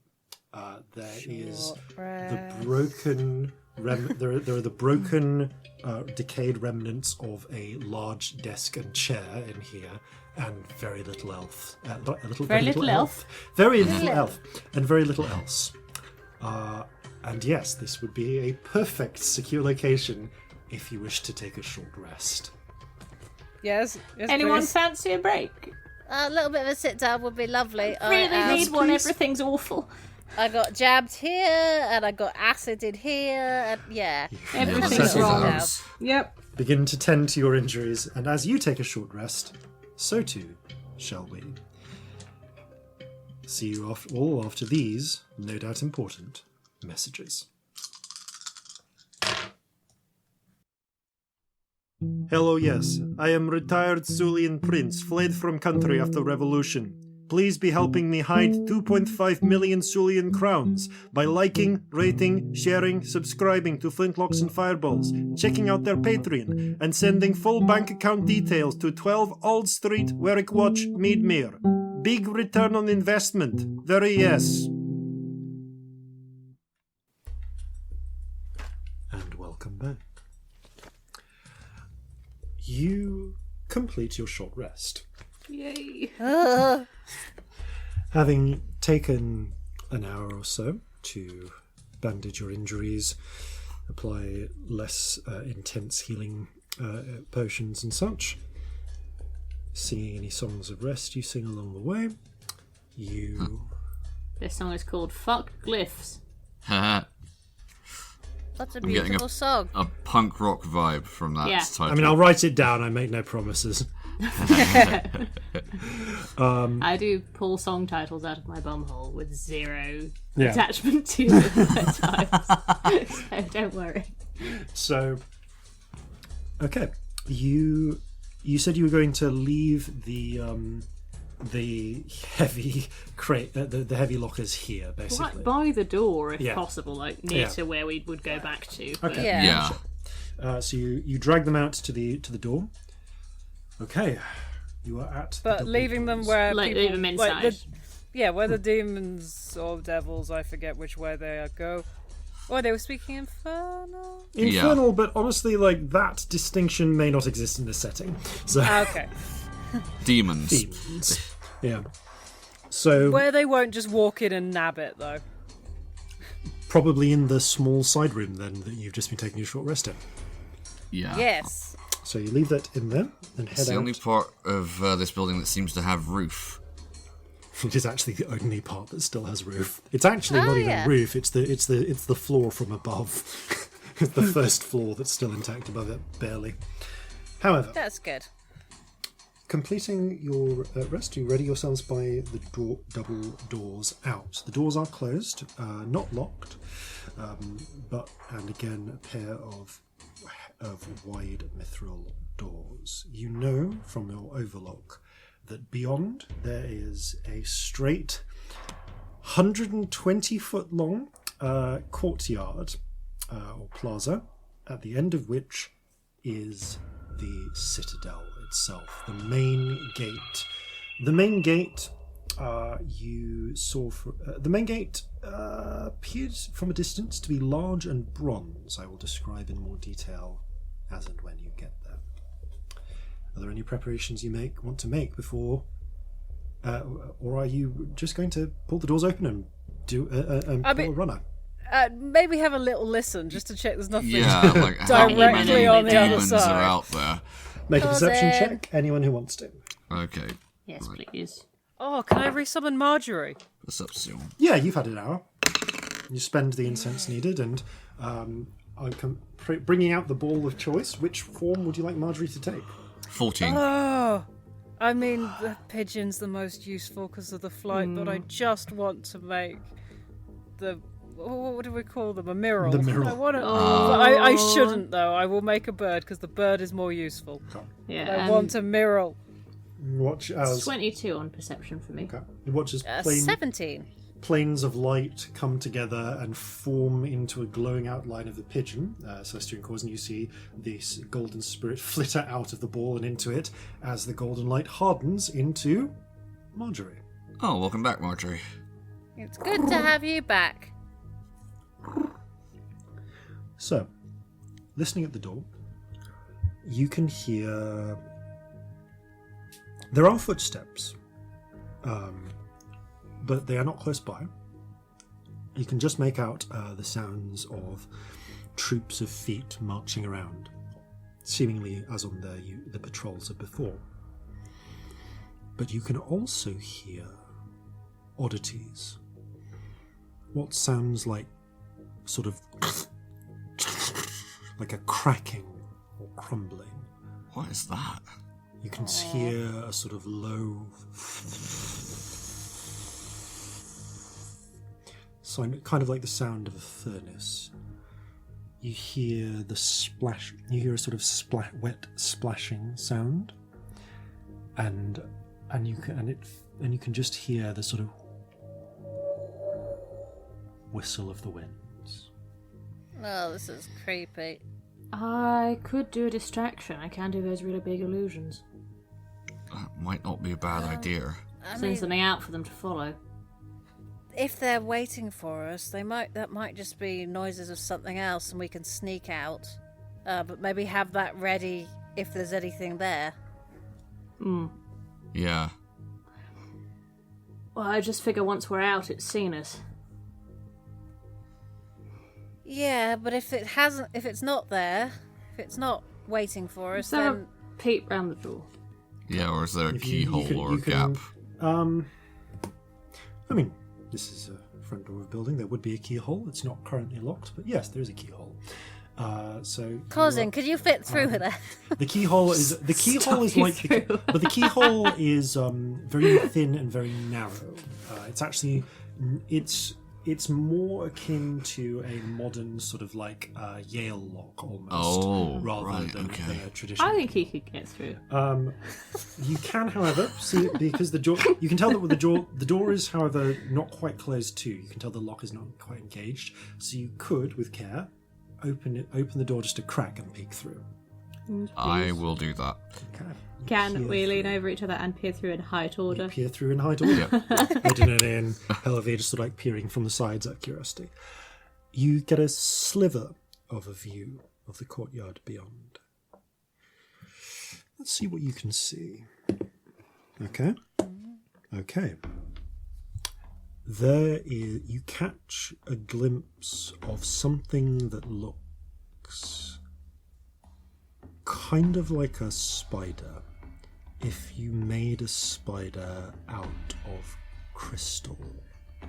Not like smooth, clear, Schwarzkopf style collectible crystal, but I mean like just a mixture of jade and amethyst. Ooh. And just kind of like salt rock. I've got to say, I'm thinking of a specific stowaway while you're saying this. Hello, D&D geologist. Hello, Geo. I'm sure that you're loving this rock creature. Occasionally he tweets us about rocks and it's my favourite thing. But anyway. You can also see something fly above for a moment. And you almost can't see it, but it picks up. But there's a trail of leaves that follow it, that circle around it, and for a moment you swear, shimmering in the air, is something that it's as if you took a cyclone and bent it into the shape of an eagle. Oh no! Oh. Did you say there were a side door in this building? It's on the yes. There's a side door. It's about halfway along the thing. You'd have to go back through the traps. Not. Yeah.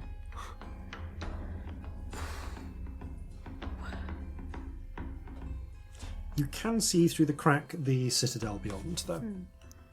Distraction is not feeling like a terrible idea. Anybody else having any looking a bit feelings on this? crowded out there, yeah. Yeah, even if it's just some of them it would take away, that'd be something, wouldn't it? Yeah, I would say so.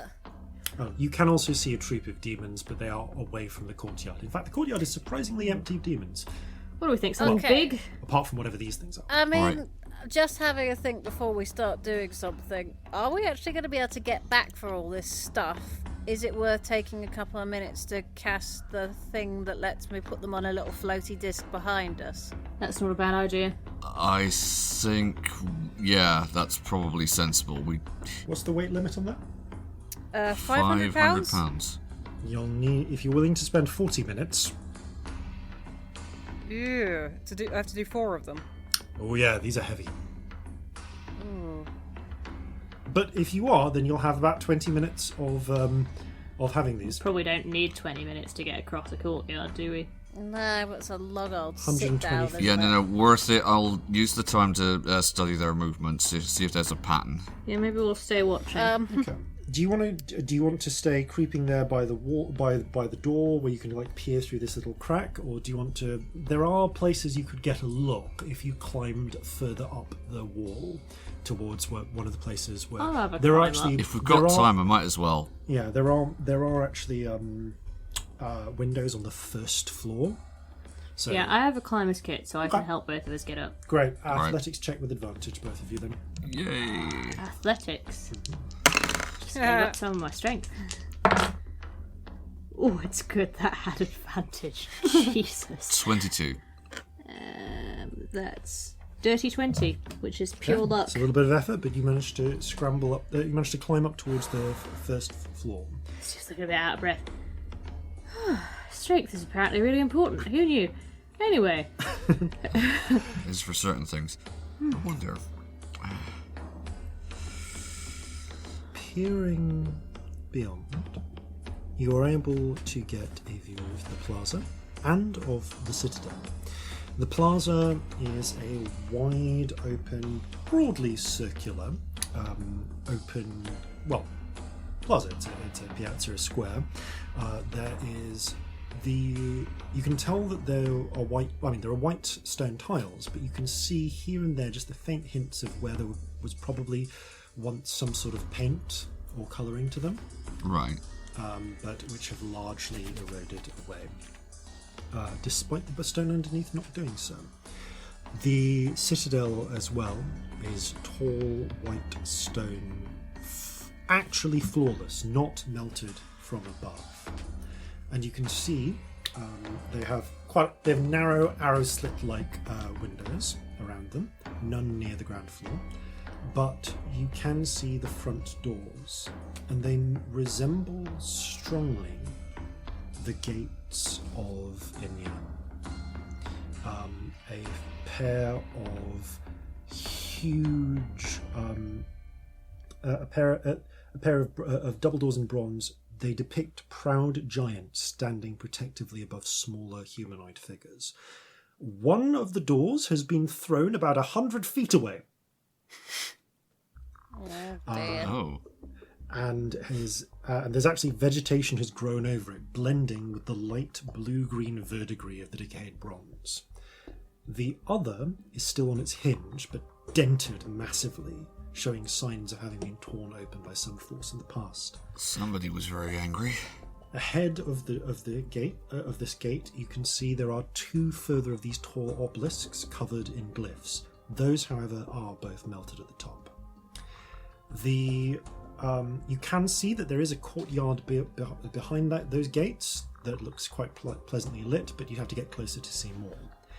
Ahead, however, in the piazza, you can see there are four creatures.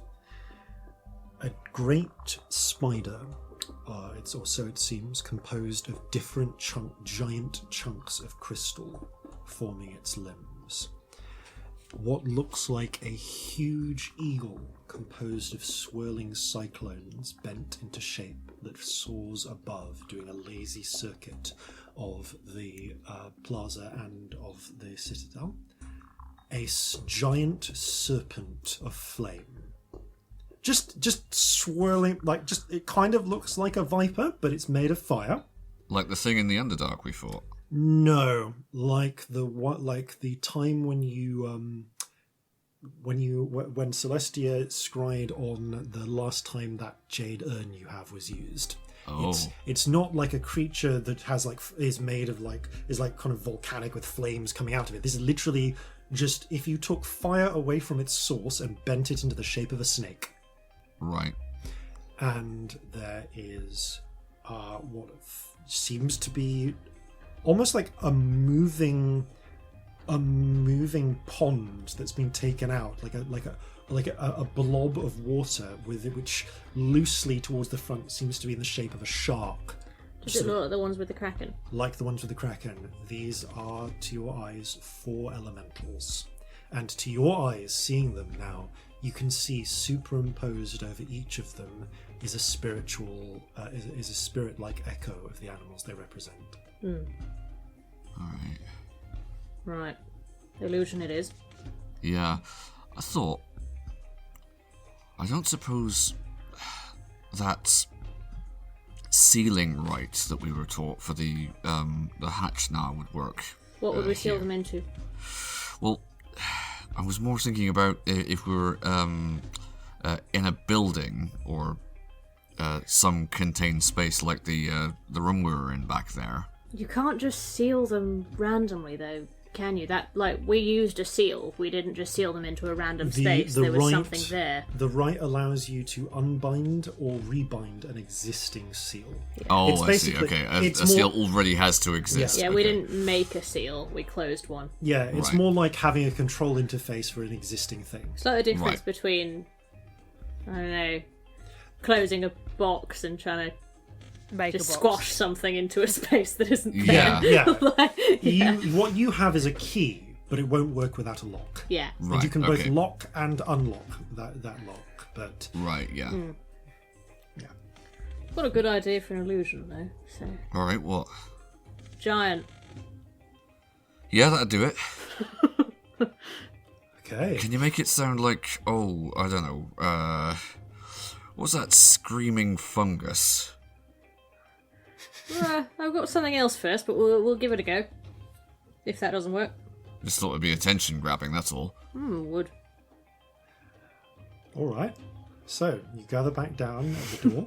Now that you have 4 floating discs, each carrying a heavy crate. Do you know how boring it is to spend 40 minutes casting the same spell 4 times? Fuck, doll, I'm so sorry. Thank you, though, if that helps. It's I will let you name really the ship we buy with it, alright? Oh, you're going to regret that. You will regret that. You're going to regret everything. I It's shall going to be call called Derek it or something. Corzin Smelly Bum. Corzin does the worst farts. Corzin Smelly Bum Hole. Regent bless all who sail in her. Causing face palms. May she keep many warm and safe. You win some, you lose some, I suppose. Well, bumholes or ships. Anyway. Well, if the wager at the start of this episode was any indication, yes. Yeah. Amazing. All right. So I have a specific giant in mind. Mm-hmm. The one from the vision, what was blue and looked like... I literally cannot remember this giant's gender, so I can't remember king, queen, or... what was that? He was a he, was that giant. Yeah, cool. I was going to say I can't remember king, queen, or non-binary regal person that I don't have a word for, but... Monarch. Yeah, Regents. yeah, monarch would have so done. Why couldn't I remember the word monarch? Fucking hell. That would have covered all 3. Okay. What do you want him to do? I'd like him to step out into the courtyard, eerily wave a hand up and just go, "Leave me." In what language? I don't know. Common, I guess, because I haven't thought of... Well, I have thought about this. I don't... Do I know any languages that would be helpful here? I don't, do I? What languages do you know? You know Dwarven? Dwarven, Undercommon, Dark Elvish. No, not to your knowledge. We could ask for it in Achene. Yeah. Oh, no, how do you say leave me in Achene? Etita. Etita. Okay. It comes out in big giant voice, Okay, obviously. so you focus. Where do you want the giant to come out of? Or do you want them just to appear? You know, they were probably able to teleport, so I'd like it to look like he's teleported. Okay. With a flash of light, this... As ever, I paint it in my hand and chuck it. This gigantic, appropriately enough, blue blue-skinned giant, white hair, white beard, garbed like a warrior in ancient armour, appears, raises one hand regally and calls out, "Tacha!" Immediately, every demon in the city sinks to one knee. Ooh. Oh, no, how do you say let us pass in a train? Nah. I repeat that. Okay. They all seem a little confused. I open the door and walk out behind the giant. Because of the way you position the giant, you are hidden by the giant's leg. I would like to have the giant walk forwards and have us all walk behind it like we are the giant's procession. Yep. There seems to be... I'm gonna ask you, what is the appropriate bullshit check here? Performance. Performance. I'm doing acting. This is performance. Yeah, performance is the appropriate bullshit check here. Oh God! If you want any infernal for the demony types, I can give you translation. Lovely, that might be helpful. I say out the corner of my mouth. That is a 28. Okay. Good Lord. Yep. You just fucking barred this shit. Oh yeah. you confidently proceed behind. And it lasts almost to the moment where you get to the door, at which point... It lasts 10 minutes and I will recast. No. The con lasts almost to the moment where you get to the door before you hear in the distance someone say... Which, Scam, you hear... Scam, what does that mean? Wait, what the fuck? It means what the fuck. Okay. And by that point, you're in the door! Shut the door, shut the door. Shut it, make it shut. Yep. It's actually impossible to shut the door, but you are able to duck behind the door. And I guess I'll keep the massive illusory giant until the spell runs out, because, why not? And before that happens, I need to talk about what the inside of this courtyard looks like. Because as you slip inside, you can see there is a wide open courtyard beneath this domed roof. It is, surprisingly enough, pleasantly lit from an oculus, like a big hole above. There is, and the apparent hole in that defensive dome directly above them allows a calm blue sky with wispy clouds to shine sunlight directly down upon the courtyard. Scattered about this courtyard, there is wreckage, broken stone columns, piles of rubble that have been blasted from the galleries that surround this courtyard, leading towards at the far end a pair of intact bronze doors, closed, shining as cleanly as the day they were first forged and polished, with not a trace of third degree upon them. And quite importantly, situated in the very centre of this 120-foot long circular courtyard, of which you are at the far end, is another of the wide obelisks covered in silvery glyphs. Unlike the others, this one is entirely intact, and with a low but increasingly high-pitched hum, the glyphs begin to light up around it. Shit. Everyone roll initiative. Oh God. Oh no. Oh, balls. 14. 15. 17. I literally cannot believe that stunt with the giant works. That's hilarious that it works. Okay, so Celestia, did you get 14? Yeah. Yeah, good to make sure I had that right. Okay, so the first thing that happens on initiative count 20, the pillar starts to flare up. A series of the glyphs around it starts to light up and focus around. Again, these glyphs resemble the trap wards that you've passed, focusing around one of 4 large circles that focus around the edges of it. 8 large circles. No, 9.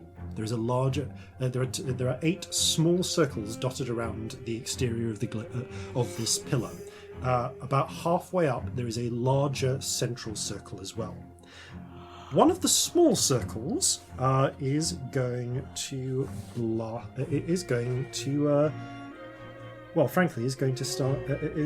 burst into action.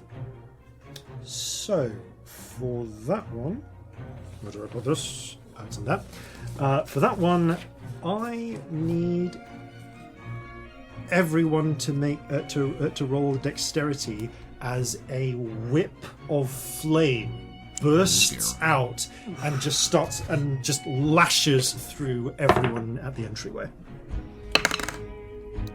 4. Dex save. Save or a check? Save. 18. 4, 18... 26. 26. Okay, this one's going to be tricksy. Alright, so you are going to take some damage now.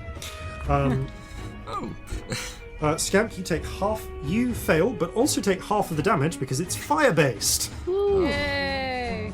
So you actually. Okay. This was not too. Nope, I spoke too soon.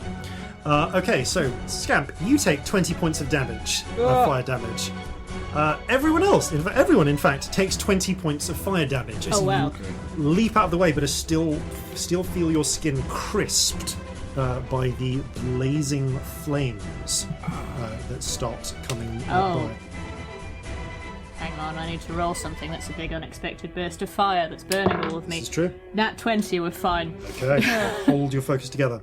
That is in it 20. Yeah. You see I take a breath, but nothing you else can happens. go.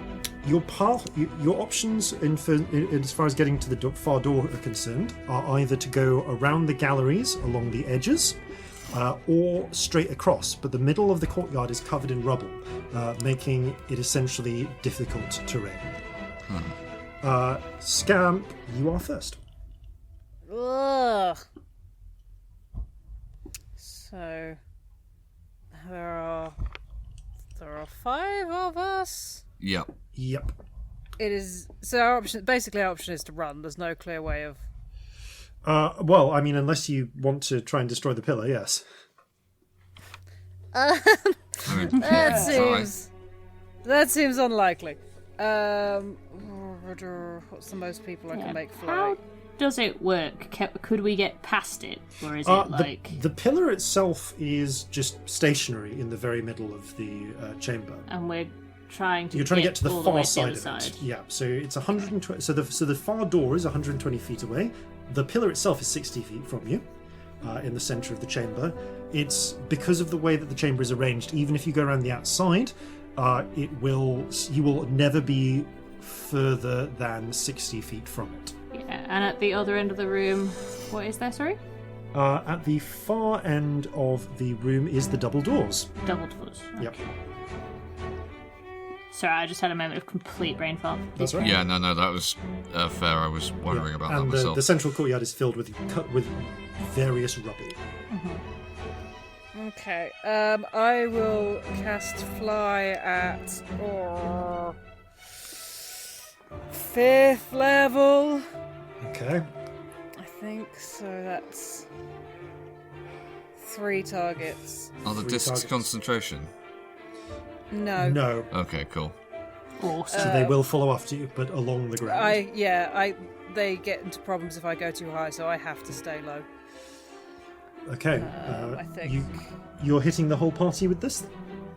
I'm trying to work out what to do about Odinone and oh no.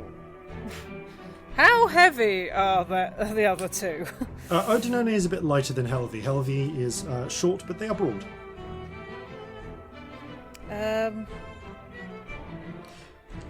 I would say either of them could carry Corzin. I know that Corzin doesn't get slowed down by things being difficult. Yeah, and this is a thing. So I might cast it on Helvi, me and Celestia, and assume that Helvi can carry Odinone. All right. I might be able to Helvi carry suddenly Corzin finds if it goes themselves unexpectedly buoyant. Oh, hello. Yeah, you need to carry each other because I can't get everyone. Okay. Got it. So you're going to. So what's your movement, Scamp?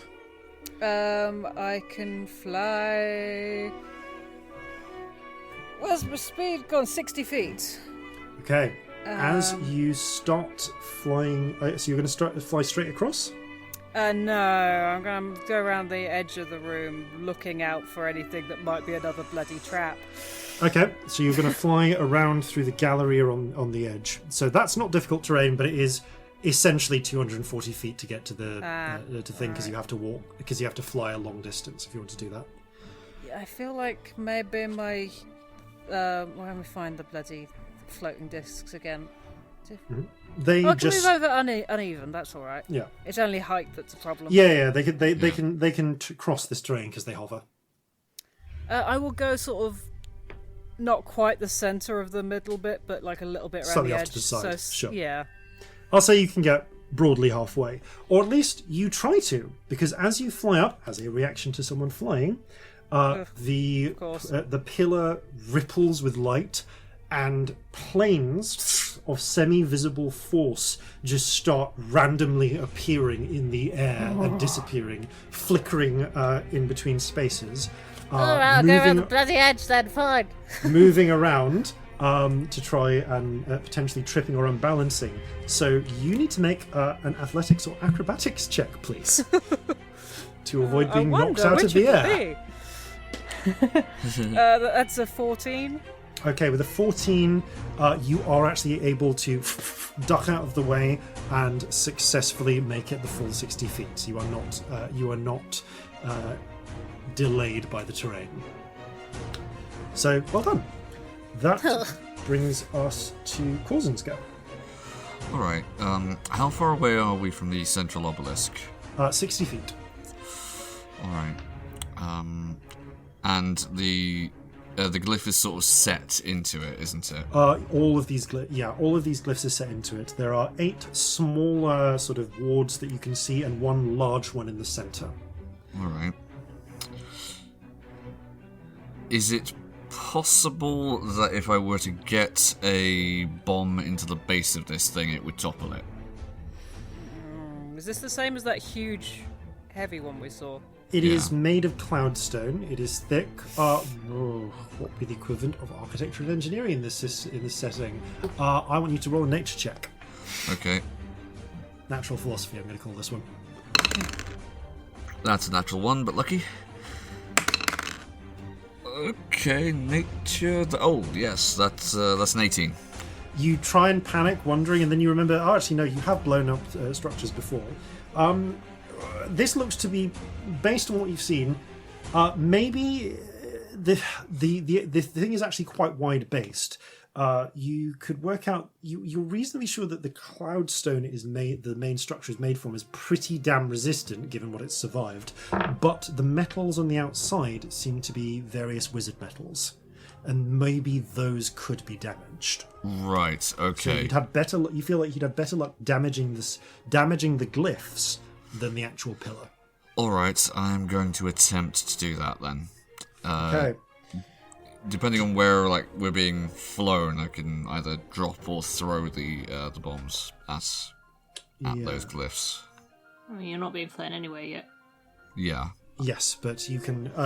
I guess you can hold your movement. Well, your movement will be done elsewhere. But yeah, okay. So you're going to hold your action, and as it were, until you are carried. If you can get me over there, I can drop a bomb on it. Okay, let's do it. Okay, Celestia. For a start, my giant winks out because I remembered to roll concentration for being hurt. Yep. It's definitely gone. And yeah, I'm gonna pick up Corzin, put him on my shoulders because that's how teeny he is. Yes. And I'm gonna start. I saw that when Scamp went too close, it was bad, so I'm gonna start flying a little bit wider a circle. Around, so are you still doing all the way around the 240 foot distance around the edge, or because you can double move if that's your action and get 120 feet of that distance. I might do that, yeah. Cool. You double move, moving around the I don't think very. I'm going to do anything else. Moving around the very edge of the room, you are outside of the range of the randomly shifting planes of force. So, going a very circuitous route, you are able to get halfway.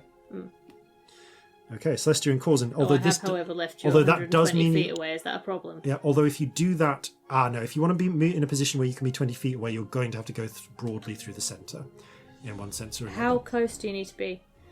Unless you are at the very edges of the room, the shifting planes of force will be a problem. No, Corzin needs to be. You said within 20 feet or 30 feet.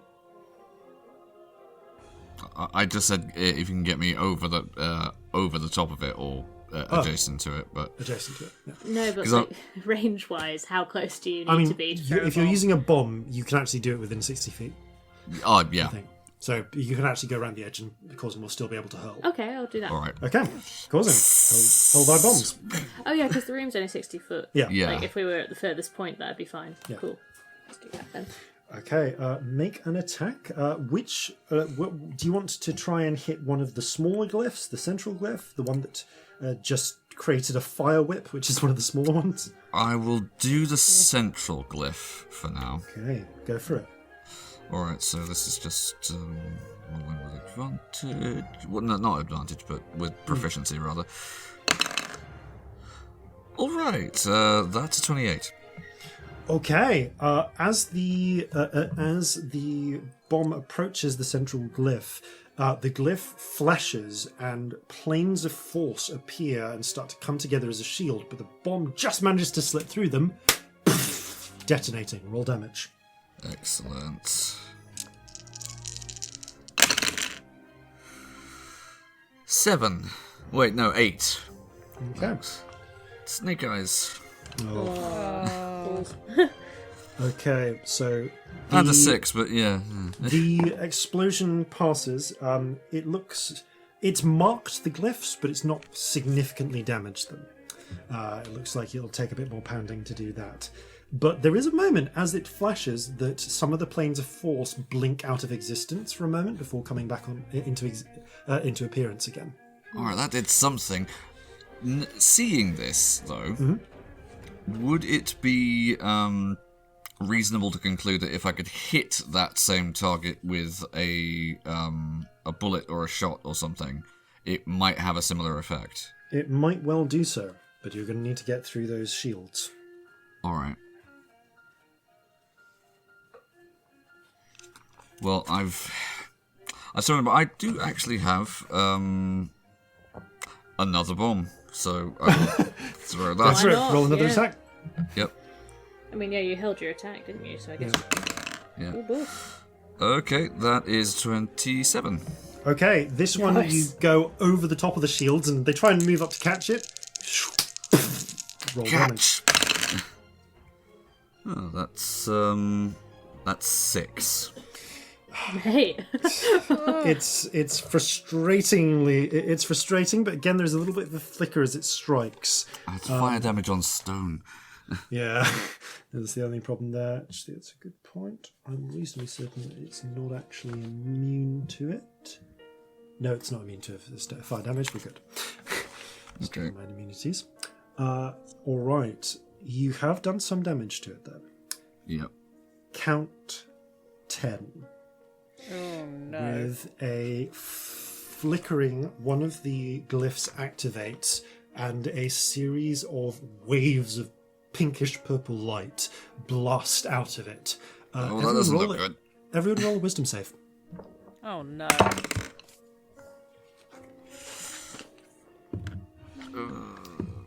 15. 7. 12. Okay, Corzin and Scamp, you are confused. Oh no, confusion's bad as well. I have the spell in the back of my book if that's helpful to you. That is helpful. I've also got it here. Yeah. So the pair of you are confused. Odinone is confused, but not Helvi. So Helvi grabs Odinone by under the arms, and let's roll a d10 and see what Odinone I feel like the does. rainbow spirit momentarily does what it does during confusion and becomes a gas and just offsets the pink Yeah. and purple light from me. It's like, no, we know what we're doing. What is a 1? Uses all movement to move in a random direction. Roll d8 for direction. Well, they're being semi-abducted by Helvi, so I think I'm just gonna make that an opposed athletics check. Okay, Odinone is pretty good, but Helvi is actually stronger than they appear and is able to keep hold. Helvi's going to try and follow after, and just about manages to push after Scamp. So they end up in the same place Scamp is. No, don't bunch up. Oh dear. You see the whole pillar begins to slowly charge up from the bottom. The glyphs start to light up one at a time as if it's sort of going up the whole length of the pillar. This creates a sort of strange energy that sets your teeth on edge. You can feel the base of your teeth fizzing, as if the power that's being generated is starting to tear you apart on some small level. Everyone just takes 5 radiant damage. Okay. On initiative 5. Mm-hmm. Okay. Top of the round. Everyone needs to make a wisdom save as another of the trap effects activate, and this time blue waves start flooding out. 10. Wisdom save. 7. 13. 2, 3. Let's roll for those 2. Oh, they're fine. Okay. All of you are slowed. Oh So, no, that's really bad. you get those of you who are under 2 effects can roll to shrug off both of them separately at the end of your turn. Right. The slow effect, if I have a good slow. Where are you, slow? You are here. So your speed is halved. You take a -2 penalty to armor class and dex saves.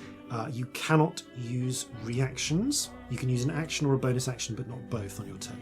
At the end of your turn, you can roll to shrug it off. Okay. So, Scamp, roll a d10. 6. 6, 6, 6. Hang on. Creature doesn't move and takes no actions. Scamp's eyes light up and they just start garbling incomprehensible nonsense in Infernal. Shit. Scamp, you speak in tongues for a turn, but at the end of your turn, you can roll 2 wisdom saves to try and shrug this off. An 8 and a 2. Oh, mate. You are slowed and confused, nevertheless, still. Corzin! I'm going to be here sometime. Corzin, Yeah, roll. you are. Roll. Right, okay. Roll a d10. A d10, right. Oh, that's cocked. 7. Okay, I mean, there is only one creature within your reach, so make an attack against Celestia. Oh no. As the lights hit you, you're confused, you're bewildered. Oh, you can only make one attack though, because you're slowed. And for a moment, you see that you're not being gripped by Celestia. You're being gripped by that horrifying sort of humanoid corvoid creature, half crow thing from before. Oh shit. Right, that's a 16 to hit. It hits because my armor class is lower, yeah. Yeah, God okay. You dang strike it. the corvoid effectively, drawing blood and scattering feathers. Roll damage. For fuck's sake. 12 slashing. I'm Oh, sorry. so much right now. You say, but it actually comes out as for fuck's sake. Okay, that makes it Celestia's go. Celestia. Do I get to roll Corzin. against being yes, confused? roll against being confused and slowed, both. Please. Right. Against being confused. Confused first. Natural 1, but lucky. Oh, that is an 18. You try and headbutt the corvoid. You smack Celestia in the chin, and as it does so, it clears the hallucination. I'm being carried, yeah, okay. Right, I was going to say it would be the knee otherwise. Yeah, and also against slow now. Okay, against being slowed. Oh yeah, that's a 21. It also seems to knock you out of whatever effect is keeping you slowed. Oh, I am so sorry. What the hell was that? Okay, fuck this. Whose turn? Is it my turn? Your turn, Celestia. Goes, fuck this. Flies down to the ground, smacks it with a guitar, and I'm going to do a destructive wave against the pillar with necrotic damage. Okay, First to half get of it. it's 30-foot range. It is, yes. Yeah, I will do that. You'll need to get closer. So give me. I'm grumpy and everyone's Give me incapacitated, so I can't leave. acrobatics check, please. Acrobatics, okay. I'm with you, actually, that gives me That's options. not that good. Acrobatics is a 16. It's good enough. You are able to weave through the through the bits without getting knocked to the ground. Yeah, I mean, usually it has to make a con save, but it's a pillar. I will roll a con save for the pillar. Okay. It did not roll well. Okay. Well, my spell save is 17, so... What? So tell me thunder damage, and are you using necrotic or radiant? I'm going to do thunder first, but it's going to be necrotic because I've seen it do radiant, so that feels like it makes sense to me. So that's 14, 15, 17 thunder. Okay. And 8, 10, 16 necrotic. Just counting this down. Okay. The thunder, as the blast strikes, because you can hit every target that you want within 30 feet, it hits all 9 of the glyphs, plunging into them, striking past the defensive shields. You see metal crack, bend, twist, and shatter, but not almost enough to disable several of the glyphs, but not individually enough to take out any individual one. However, the necrotic, like the extra damage, nothing happens. There is no biology to weaken him. Okay, at the end of your turn, roll to shrug off slow. Yes, please. Oh, I will then move as far as I can. That is as far as you can move. Oh, no, 40 it is, feet because, in. yeah, I'm close. No. Okay, you are still Doesn't matter slowed. what save that is, it's still shit. Cool. Okay, Celestia and Corzin are both are now 30 feet from the pillar. All right. And about halfway along. That hits initiative round 10. One of the pillars' glyphs sort of crackles, and several bolts of lightning fire out in every direction. These are just straight attacks. So Oh, I've got my coat on. you do. Yes. That's Half damage from exciting. lightning. Okay. As have That'd be I. really helpful. It's really helpful. Okay, so... Okay, Scamp, Scamp Corzin Celestia. No. Maybe. No. Yes. Yes to Corzin. Okay. Scamp and Celestia, the 2 lightning bolts miss you and smash into the stone in the distance. My armor cracking class it. is very low right now. Are you sure of that? That was a natural 2. Okay, my armor class is 10. Jesus. Okay. Because I did not cast Mage You Armor. did not cast Mage Armor. And I am slowed. That does hit you then. Oh no. Oh, wow. Celestia, what's your current AC? It's -2. 15. Not 15. 14, sorry. Yeah, you're fine. That one does miss you. So Scamp and Corzin are both struck 14. by lightning. Okay, let's roll this. Figure this one out. Okay, you both take 38 points of lightning damage. Oh, wow. I have That didn't resistance. hit me. You take 16 points of lightning Oh, damage. I'd still be down sorry, even with the resistance. Sorry, no, it would be 19 points of lightning damage to Corzin. 19. As both of I you are maintain concentration quite Oh, good! Because of Warcaster. I Yeah. rolled a natural 20 Warcaster's on my concentration, which takes it up to a amazing. 27. Confused and bewildered as you may be, you are still focused. Warcaster is awesome. Warcaster is awesome. Warcaster is necessary. Let's roll For the person who casts fly on us all the time, yes, it really, really is. Okay. Okay. So Helvey is struck, and it was looking pretty fucked up by that. You see, as they cry out in pain, as the lightning strikes them, leaving a smoking hole in their clothing. Oh no. However, they do have enough wherewithal to fly. Let's roll their check. To successfully dip and dive and weave all the way to the far end, because they're still flying. They managed to drop Odinone down as well, who has actually, sorry, I forgot to roll it last time, shrugs off the confusion. Good.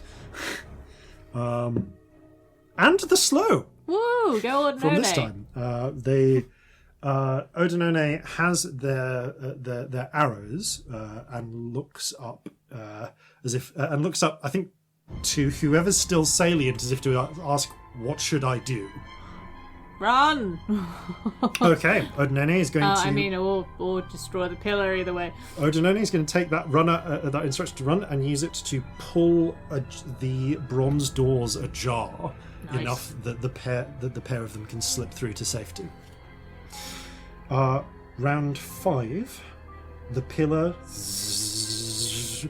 now 2/3 of the way charged, continues to. I'm going to die. put out this strange energy that just tears you apart at some molecular level. How many hit points do you have, Scamp? 11. Everyone takes a flat 10 points of radiant damage. Ooh, I'm so narrowly up. Christ. Okay. This, Celestia, this charge feels familiar to you. It feels a lot like the charge build-up you have just before a destructive wave. Run! Can't. That brings us to Scamp. Scamp, roll a d10. Actually, no, sorry, that doesn't bring us to Scamp. First, we have... Oh boy, we have another random effect. This one is... Okay, everyone roll a dex save as one of the flickering, crackling glyphs. Is there any activates. point? No. Okay. Absolutely not. 27. I'm still slowed, didn't I? Yep. So that is 13. It's not going to happen. 18. No. Yeah, 18 is a straight roll because I'm slowed. But it's not going to be enough. 18 is enough. I have 1 hit point, so it doesn't. Oh, this isn't a direct damage effect. Okay. No, in fact, all of you are sprayed with... well, actually, no. Just Celestia is... The rest of you managed to avoid it. Is sprayed with some sort of slippery oil. Oh, yeah, that's fun. If you were on the ground and not flying, this would probably be a lot more problematic. It would be a lot more difficult for you. Ew! You'll be on the floor pretty soon. You've basically been sprayed with baby oil. Ew! Oh. On the bright side, though, you're not likely to get nappy rash. Lovely. True. I'm All very right. Well, we'll pleased. bear that in mind. Yeah. Which now brings us to Scamp. Scamp, roll the d10. Yeah. Oh, 10. You can act normally. Woo! Yes. You're still slowed. I would like to try and get out the room. Okay. Yeah, that's basically dash and move. Just give me an acrobatics check.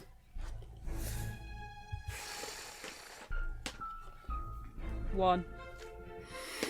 Oh, Okay. God. You yeah, that'll do it. You fly smack into one of the floating portions, and it actually knocks you back into the pillar and into one of the glyphs. Oh no. With there is a sudden humming and a crackling, and then just a burst of freezing cold emerges. You are down to 0 hit points. It would not do enough to kill you outright, so you are. But Scamp drops to the ground, as do you. Oh, yeah, of course. As do you, Celestia. You also drop to the ground 30 feet from the pillar, 60 feet from the door, and 30 feet from Scamp. As Scamp is covered in frost and now at the bottom of the pillar. Each Scamp doesn't. I'm not going to say you take any more damage, but I was keeping low to the ground, so. Corzin and Celestia, you take 3 points of falling damage. And Say are that prone. like it's not much. Yeah. And are prone. Corzin, you have your own mind and are not slowed. Oh man, yeah. If I can see Scamp in front of me, I am gonna make a beeline for them. Can I actually get to them this round? You can actually get to them because you are not slowed by difficult terrain. Right. Scrambling quickly through the rubble, you get close enough to lay a hand on them. Right, so, Cure Wounds at 3rd level. The ambivalent octopus wraps its arms, not tentacles, around you and that's 14 hit points you regain. Thank you. Scamp, you awake cold and shivering, but awake you do. And as a bonus action, I am going to take out my blunderbuss and cast Lightning Shot on it. Yeah, that'll do it. Where do you want to hit? Well, if I actually have a... Because I thought Cure Wounds was an action, so just the bonus action is for next so you charge it up, but it's not enough to yeah. entirely. Okay. I will say to Scamp, get out of here, I've got this! Provided that you are able to do so. Celestia. Celestia is bleeding a lot. Oh, yeah. Looking very, very shaky. How bad does the pillar look? I mean, you've done a lot of damage to the side glyphs. You've done a lot of damage to the side glyphs, and the central glyph has taken is looking pretty bent out of shape as well. I'm prone. I can't get very far because I'm slowed. Gets shakily up, like swaying, looking at it, just goes, "Fuck you, you piece of shit," and smacks the guitar on the floor again. Another destructive wave, but I'm going to do Radiant this time because Necrotic didn't do anything. Go for it. And I'll roll Constitution. Okay. The obelisk has Constitution. For the purposes of this check, yes, it does. 12 Thunder. Okay. 9, 10, 14 Radiant. So 26 total. Okay. The 26 is so it's made its con save, so it takes half damage. It is enough to not the blast of the lightning tendrils, rainbow-colored lightning tendrils, are enough to knock out all 8 of the surrounding glyphs. They, with a crackle and blast, each of them is shattered, releasing their magic in a chaotic spray. Because it did save, though, the central glyph, battered, broken, barely functioning, still continues to charge. So then I will run, not very far because I'm slowed, but I will run for the door. You are slowed and it is difficult terrain. Oh wow, I run like fucking 5 feet or something. You get 15 ridiculous. feet along, which is still closer, but yeah, you're like... I mean, yeah, my speed you are still is 45 normally... feet from the door at this point. Yeah.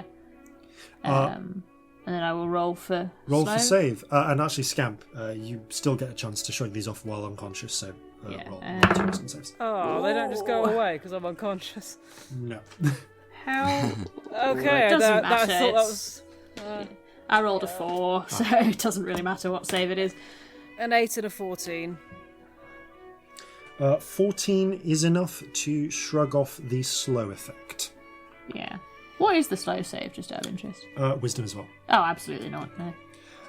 Okay, that brings us to initiative count 10, where this time it's actually going to do nothing. You've taken out all of its attack glyphs. Yes. But Odinone and Helvi are both hiding.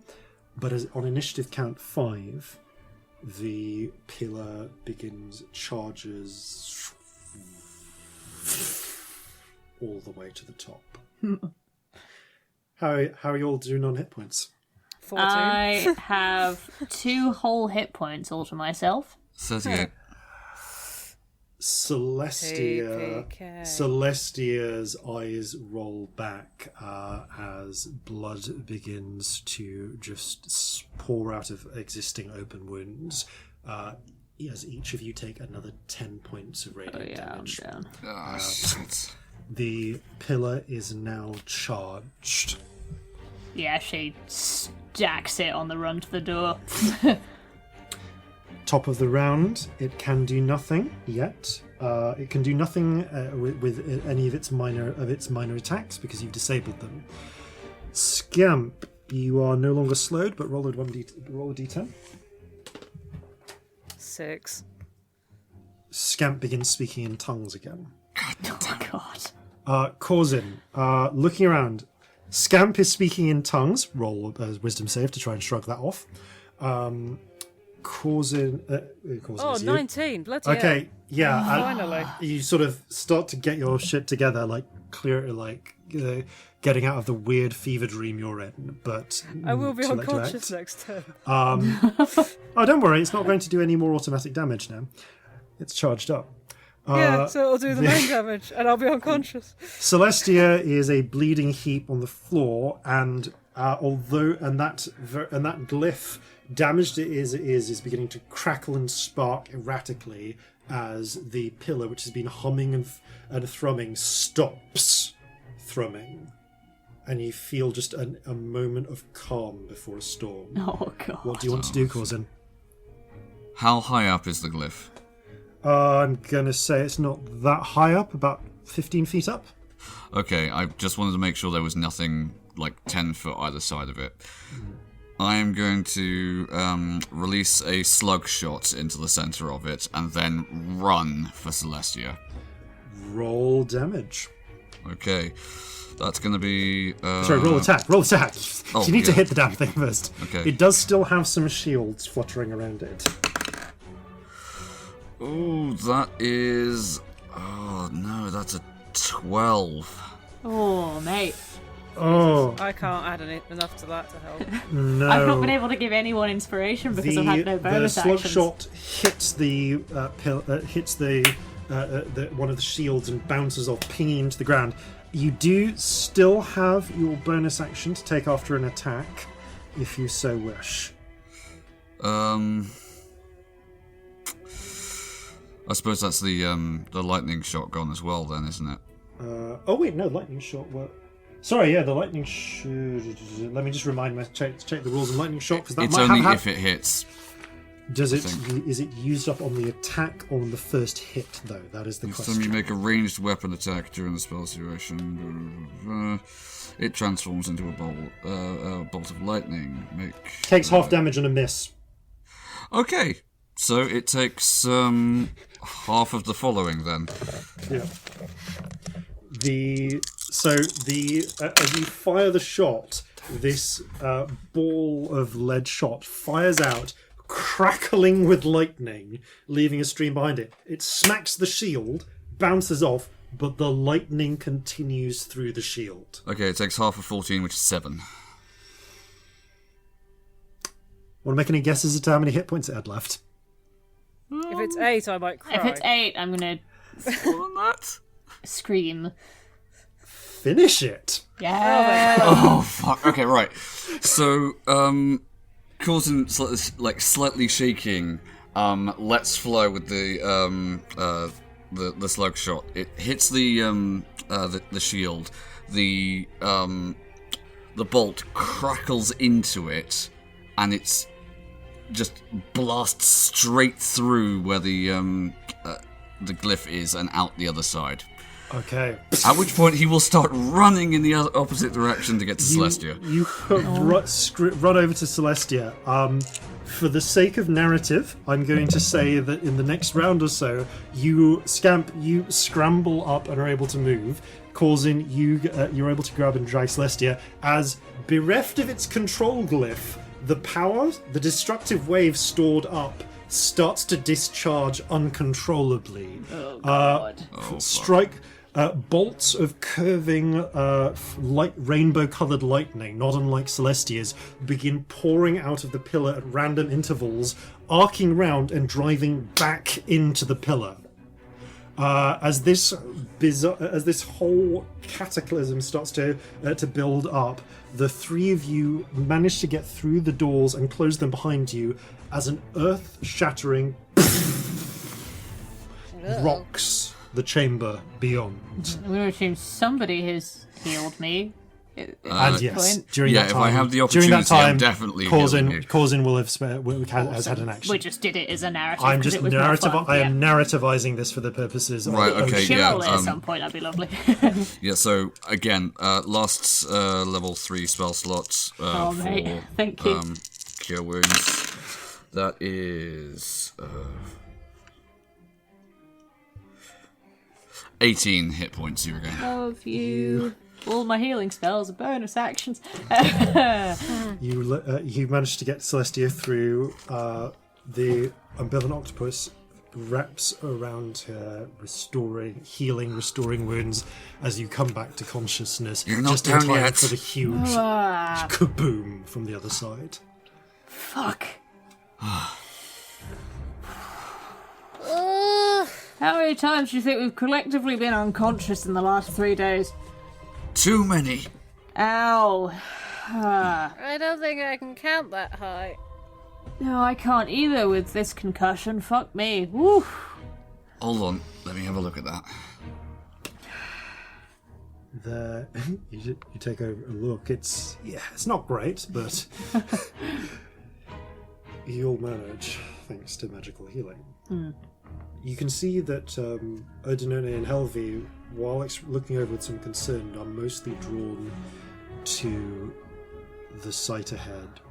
You can see from the inside, there's now a sort of corridor, broadly circular. It seems to go either way, leading off to many side rooms. But directly ahead of you is another pair of these vast bronze doors.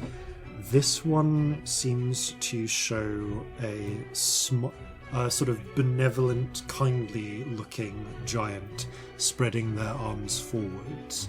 And below them are depictions of, as far as you can tell, like corn boxes, water, what look like jugs of wine or amphorae. Is it the Jolly Green Giant? If you depicted the Jolly Green Giant as some sort of vaguely classical provider, yes. My mum says you are what you eat. I'm sorry if you're not English. That reference is British, probably. I don't think they would have that advert like anywhere else because it's so obviously like the north of England that it takes place in that it'd be weird. However, that would be super confusing. Yeah. As you take that advert in America doesn't work. a few moments to breathe, you can see, you look up and Scamp, you feel like you're almost here. Like beyond that door is what you need. The key just feels very present around your neck. The door actually doesn't have any handles. It's just a massive pair of double doors that are presently closed. It's discordantly cheerful. I'm not sure I like it. Yeah, I'm also just so worried that we'll open the door and just be killed instantly. Yeah, only death beyond and all that. Even just like a light tap would do it right now. Yep. I don't want to suggest we have another sit down though. No, but we could, couldn't we? I'm still bleeding a fair amount. I'd love that, but equally I understand if you need to get to the end of that room right now because you feel weird. Honestly, if you push me slightly, I might go unconscious. So yeah, if somebody breathes on me wrong, I'll die. Right. Looking at the two of you, Corzin would obviously be triaging this in a kind of surgeon-y type way, but what are your hit points currently? 18. 18? 4. Oh, you win. Right. Corzin is going to give you the... look at you through my slightly blurry vision and go, no, you look really bad. Yeah. Corzin's going to give you the bone marrow potion. Helvi's looking better because Helvi has had their own bone marrow potion. I'm going to have my other bone marrow potion. I think this is the time to use it up, to be honest, because I'm just so worried about what's behind there. Scamp, come on. Drink up. don't want to waste things. I better forget. You look like This you're is dead. what they are for, please. Do not know No, how they you're are for- upright. Drink it. They are for waking people up when they are down at this stage. That I is more still have important. the ability to do Out of that. character, are we going to have a rest? Because then we shouldn't be taking bone marrow potions. I don't know. Are you perhaps going... How do you feel about... Maybe you could take 10 minutes, sing a song of rest, use a healing kit. For Yeah. Sing a song of rest No, only if we- works on a short rest. Oh, it's on a It short does. rest. It's a Cool. short rest, and also, I'm thinking if we're different taking ability. 10 minutes, then we've got to be taking potions. That's the Yeah, question that I'm asking, genuinely. Ugh. I have one single potion left, so I will not be taking it. I mean, I can do healing words on people, but I don't have a lot of spells, and I'm getting concerned. There are a number of non-giant bronze door rooms. I just think we should take a rest. Like, I'm sorry, I do. Yeah, Narratively- 4 hit points. I'm going to say that you pop to the side. You find that around this corridor there are a number of wide open rooms. They are largely empty. They occasional pieces of furniture, long decayed or broken, or simply too big to carry. You take an hour to do a short rest. It is uninterrupted. I have After to which recast all the things to carry the things. you take 2 hours. After which Also, I will do a song of rest. You'll get another 5 if that helps even Excellent. slightly. Lovely. Yep, I'm just going to which- use up all my hit dice for today. That's what's happening. Yeah, cool. fine. After which, What we're you doing. make your way back to the giant double doors.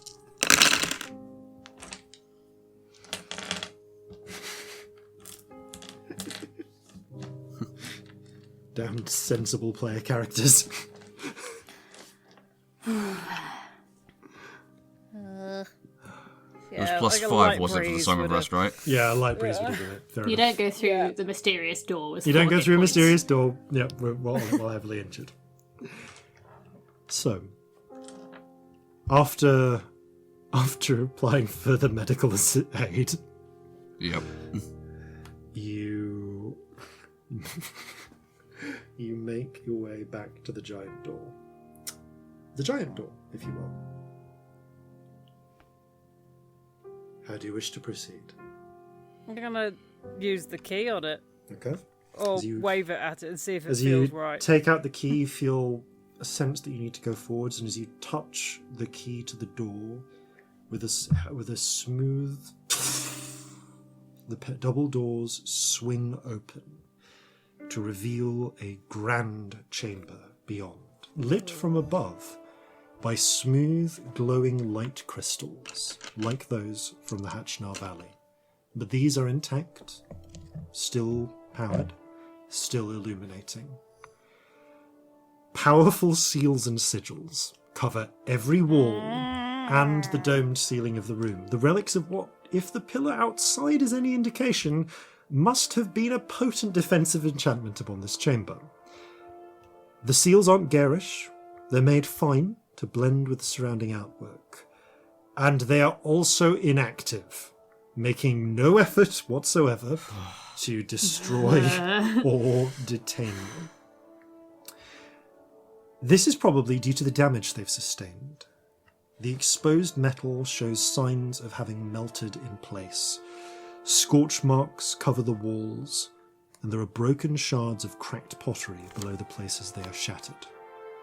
There are, scattered around the chamber, around 30 humanoid skeletons, some with weapons, and even intact pieces of preserved leather armour. They appear long dead, bones shattered or scorched by the defences before they were disabled. Resplendent fluted columns support the ceiling, and carved into the walls are handsome figures of statuesque proportions. Some in martial pose, with helms not unlike the Orinth helm, grasping spear and shield, and well armoured. One is naked, save a small kilt, overseeing crowds of smaller figures reaping tiny sculpted rows of corn below. Others carry set squares and compasses or scales, or seem to be in the process of throwing javelins or discuses in a rather sporting manner. The ceiling above actually has a sculpted frieze of what on first glance appears to be a naked wrestling contest between several gigantic figures. The sculptor had a fine eye for gigantic forms and was not afraid to depict them, genitals and all, in lovingly sculpted detail. Oh, look at the size of them. That is large. This not quite erotic wrestling match. Corzin, that's several times bigger than you are. I'd rather Just not that think one about thing that. is much bigger than you. Is depicted in a circular fashion, and it appears to tell a story as one goes around the circle. But actually, we'll come back to that. We'll come back to that though, if you choose to look at it, because more critical matters draw ahead. You can tell there is some story. There's some. No, you know what? Fuck it. There's a story that you can tell as you go around the circle. A dozen mid-sized figures surround a large figure whose features are not depicted. A blank mask covers their face. Then the large figure is surrounded by 12 figures of varying sizes, some small, some as large as the original figure. Then the varying figures are locked in nude wrestling, with the masked figure taking up most of the frieze. By the end, the masked figure appears to have been pulled into a dozen surprisingly bloodless pieces, and each naked wrestler is holding up a piece triumphantly. In the centre of this naked wrestling match frieze, though, is a sculpted map that covers the top of the dome, depicting East and West Sunder. You can see several circles on the map, with names in that gigantic script, you assume, beside them. You cannot at this particular moment read them, but you can see that there is where you can see a circle on the map where you are, where you would be. This city, surrounded by a number of smaller circles. There is a city to the south on the northern edge of the Skyclaw Range. At the centre of the mountain of the two mountain ranges on East and Sunder, where there is the gap, you see another circle. Ooh. Another one halfway along the southern mountain range. And finally, you can see on the southern end of Western Sunder, there is an island with a city on it. And on your maps, there is not an island there. There is the Bay of Zalcha. That's the one under the sea. It is, isn't it? And Something... with all these circles, because we have the letters, is that enough information? The circles do not have, as it were, gate addresses on them, unfortunately. Okay, cool. But there is something else here. Something about the way the chamber is... It's just something about the way the chamber is laid up draws your attention upwards first. And it reminds you of a harbour or a coaching inn or somewhere a lot of traffic was expected. The doors leading out of this chamber, and there are other doors leading out, are large, and while they are reinforced and sealed, you can tell that when they are open, they would permit the passage of several giants at once. There are large flat areas reserved apparently for the storage of cargo or luggage, and a series of carved stone thrones arranged in opposing rows at one end that seem to imply a sort of waiting area for giants. Smaller stone benches sit nearby for their attendants. But the centre, the focus of the chamber, is a huge platform of cloudstone, in a familiar style to the ones you've encountered before, but much larger, large enough for 24 giants to stand upon it. Wow. Demarcated across its circumference is an elaborate series of glyphs, promising instant travel by teleportation to and from this point. And it is also ruined. Oh, bugger. A massive crack splinters the entire platform. You can see signs of a third of the glyphs along the surface, having been deliberately blasted away at random intervals, in what must surely have been a deliberate effort to obscure the gate egress. This platform is useless to you. But the key is not done. You just feel, amidst the waves of shock, Scamp, a pull to one of the corridors beyond. You can follow that at your leisure, but the key is not... This was not where the key was taking you. I'm just going to follow where the key wants. without really thinking. I follow them. You see Scamp stumble across to the far end. There are a number of skeletons around, broken equipment, weapons. One actually surprisingly intact looking glaive along the way, but you can return and look at these things later. South, the key calls. A little further, just a little further. You come to one of the doors at the southern end of the chamber. Touching the key to it, it swings open. There's a corridor that stretches beyond, a number of doors either side, most open, the contents empty. But it draws you to one small, relatively unassuming side door, still large enough for a giant to enter. Here, the key seems to say. Here is where you should be. I'm gonna try and open the door. As you touch the key, the door swings open, and suddenly a huge figure bursts out from behind a column as you enter. Ekplixi! He booms. 26 feet high, muscular, with dark skin, a shock of flaming hair, looking to all the world as if living fire were captured in its strands. He wears a black belt over a kilt of grey leather, and his fiery beard is neatly combed and oiled. He continues, El piso na apolafsate, tokanigi odokat tristi demos. Sorry, I don't understand giant. The figure, see if I can get my notes properly, continues talking. Apparently unaware of you. And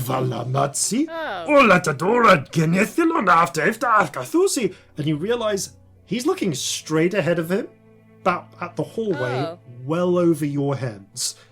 He barely seems cognizant of you being here. I want to throw a small rock at him. It passes straight through. Oh, well, that answers that then. The figure continues talking cheerfully. Behind them, though, there's a storeroom, as far as you can tell, filled with sacks of long desiccated grain, huge giant-sized amphora of wine and other giant-sized supplies. But at the far end, there is a chest, about the size of a handcart, and this is a very classical chest with a flat oblong plate where the lock should be. We'll go up to and press the amulet to it. The chest springs open with a touch of the jade key, and 3 objects lie within. The first is a massive bracelet of some manner of silvery metal, which could be comfortably worn, I guess, as a sort of choker, if for someone your sized. There's a stylized eye depicted on a flat central portion. The second appears to be a huge collar of red-scaled leather, again looking like dragon skin, sized perhaps for a tiger or perhaps one of the Theriato that you met. It has a gold medallion for a tag, upon which is scribed a gigantic glyph in silvery metal.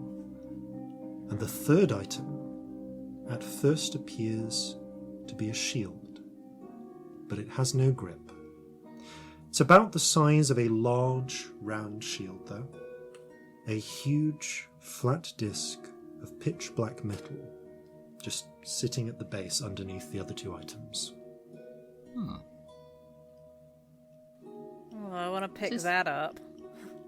Carefully picking up and turning it over, you can see a ring of glyphs in silvery metals around the exterior. Oh.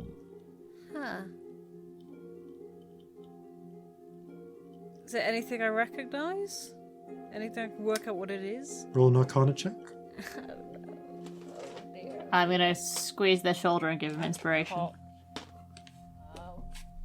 Which I will immediately use. 19. This is a gate address. Oh. The plate is just about large enough for 4 human-sized figures to squeeze onto at once. We currently have 5.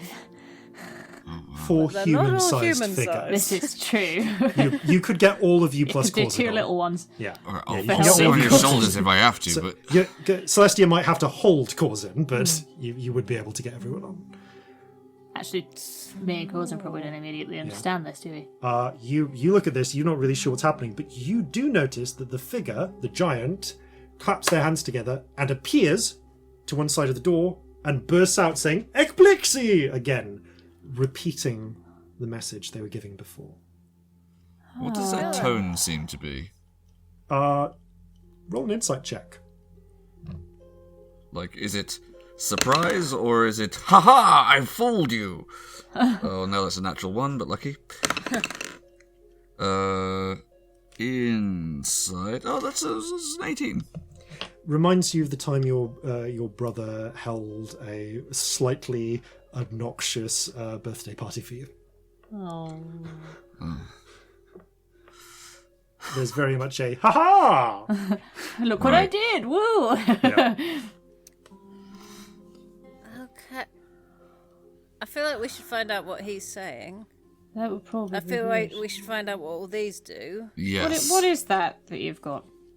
It's a dress. But I'm not sure how it works. Like, if I... Is it portable? Like a portable one? Can I leave it that would be somewhere as a amazing, way but- to get somewhere? A portable one would be insane. All right. Let's take a few minutes. Yeah. I'm gonna comprehend languages first and see what this nice Do you person leave- has to say. Do you leave the other 2 items in the chest? For this moment, For but this we're moment, not going yeah, anywhere. yeah. You stay down, you take 10 minutes to focus. This actually the message seems to repeat a few times. Yes, And we then- get it. We and get you it. finish Could you just just about in time for the end of one of them. And it transitions from Telos Panto. After I archeta filivrene. Enjoy your birthday, Deimos. I'll talk to you when you get back to Kairos. Love! And then flickers Aww. and reappears. And it's still in giant to everyone else, but I'll Scamp, just repeat the words. you I'll understand. underread it. There's they jump out. Surprise! I hope you enjoyed the scavenger hunt, Deimos. I put all of your birthday gifts together in this chamber. Well, the good ones. I bet you were so disappointed by the parade of sandals and shield polish you got at the party. Sorry if the key was a bit insistent. I did hide it a long way from this chamber and I wanted to make sure you got it. Oh. I miss you, Deimos. I know you need to be at the front, fighting the enemy, but I worry for you, my love. Every time we embrace and bid farewell, I fear it will be the last. The Council gets reports about what's really going on out there, and I know the numbers aren't in our favour. I heard about the fall of Ithak. One of the scryers told me. That was bad. Thank the clouds they managed to destroy the portal rod, or those bastards might have gained access to the whole network. That really got the Council fretting. They're talking about breaking the rest of the portal rods to stop the enemy getting their hands on them. Kyrene talked them down, thank the mountains. It's not as if we can ever make more. But rods are getting seriously restricted. If any of the cities look like they're going to fall, standing orders are to destroy the rod. The enemy can't reverse engineer them, but they can still use them. Things are quiet here in Then, at least for now. The war's still mostly in the south, barring a handful of raids. I'm stuck binding prisoners and enchanting basic weapons. The Council sent me off to reinforce security here. By the time you get this, I should be back in Kairos, so don't worry. I'm not going to sneak out from behind a pillar. Oh, yes, presents. So the bracelet should be pretty useful. White gold for a base, not that cheap mithril stuff. Now, I think you'll like the enchantment, sweetie. The dog toy I'm particularly happy with. It has several tricks programmed in. Go, come, fetch, stay, and I put in a guard command. So if you set it somewhere, it'll bark loudly if one of those soldiers tries pranking you again. Now the real treat is the teleport plate. It's an original from before the sealing. One of the last they ever made. Would you believe it was sitting in old Hyracos's treasury this whole time? If they hadn't auctioned it after the death, no one would even know it existed.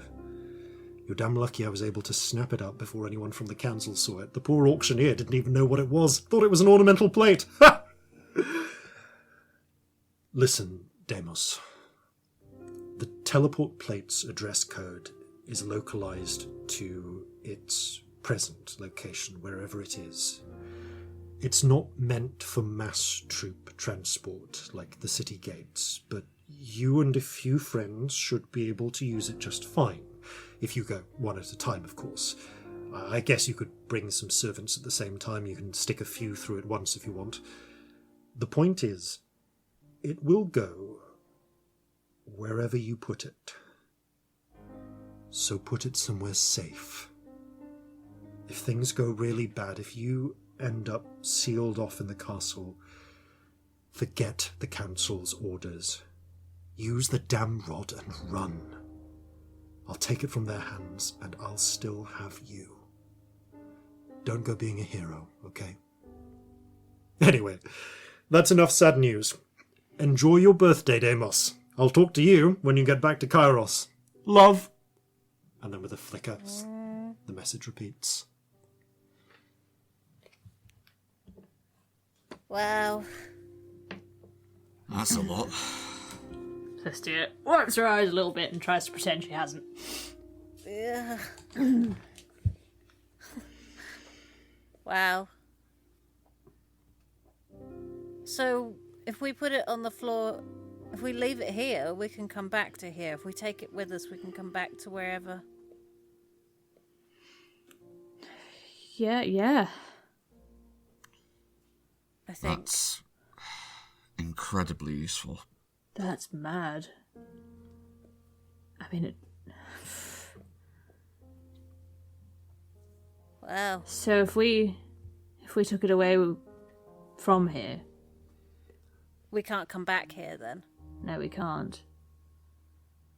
But we could also have it on the ship. We could have it on the ship. Yeah. Which is pretty amazing. If we put it in the sending room. In the sending room, yeah. Oh. I can't work out what the saddest bit of this is. This person definitely didn't do the birthday treasure hunt, did they? No, they didn't. Or at least they didn't get to the end. Exactly.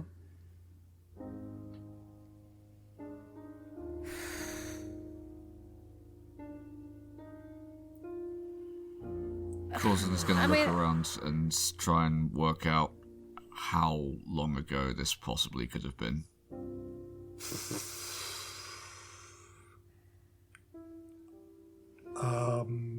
You actually have not the slightest damn idea. Okay. I don't think there's a... I can't think of a way you could find that out from what you have here. Okay.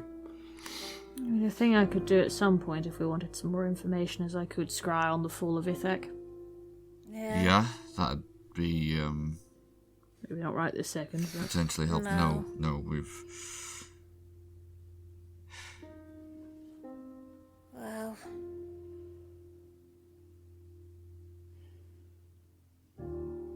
Oh... What do we do? There's just still so much we don't know. Still, I think it might be an idea to see if we can make at least a copy of some kind of that big map in the other room with all the we secrets on it. should write down absolutely everything. And while I've got this languages up, I'm going to try and read everything. Yeah. Yeah.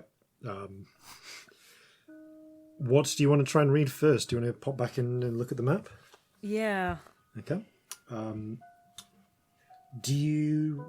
The chest is kind of too large to take with you, but if you want to... I will take the stuff. I want to take the dog toy. That sounds adorable. Okay. Yeah. So who picks up what? Are you picking up both items, Scamp? I'm not letting go of the big shields. I'm not sure how easily. Okay, you've got the big I shield. wouldn't mind having a look at the bracelet. Yeah, sure. Corzin will pick up the collar. Okay. The bracelet is lovely, indeed, apparently white gold bracelet. with a little bit of an eye, stylized eye depicted on a flat central portion. Again, it would make a reasonably comfortable choker type necklace.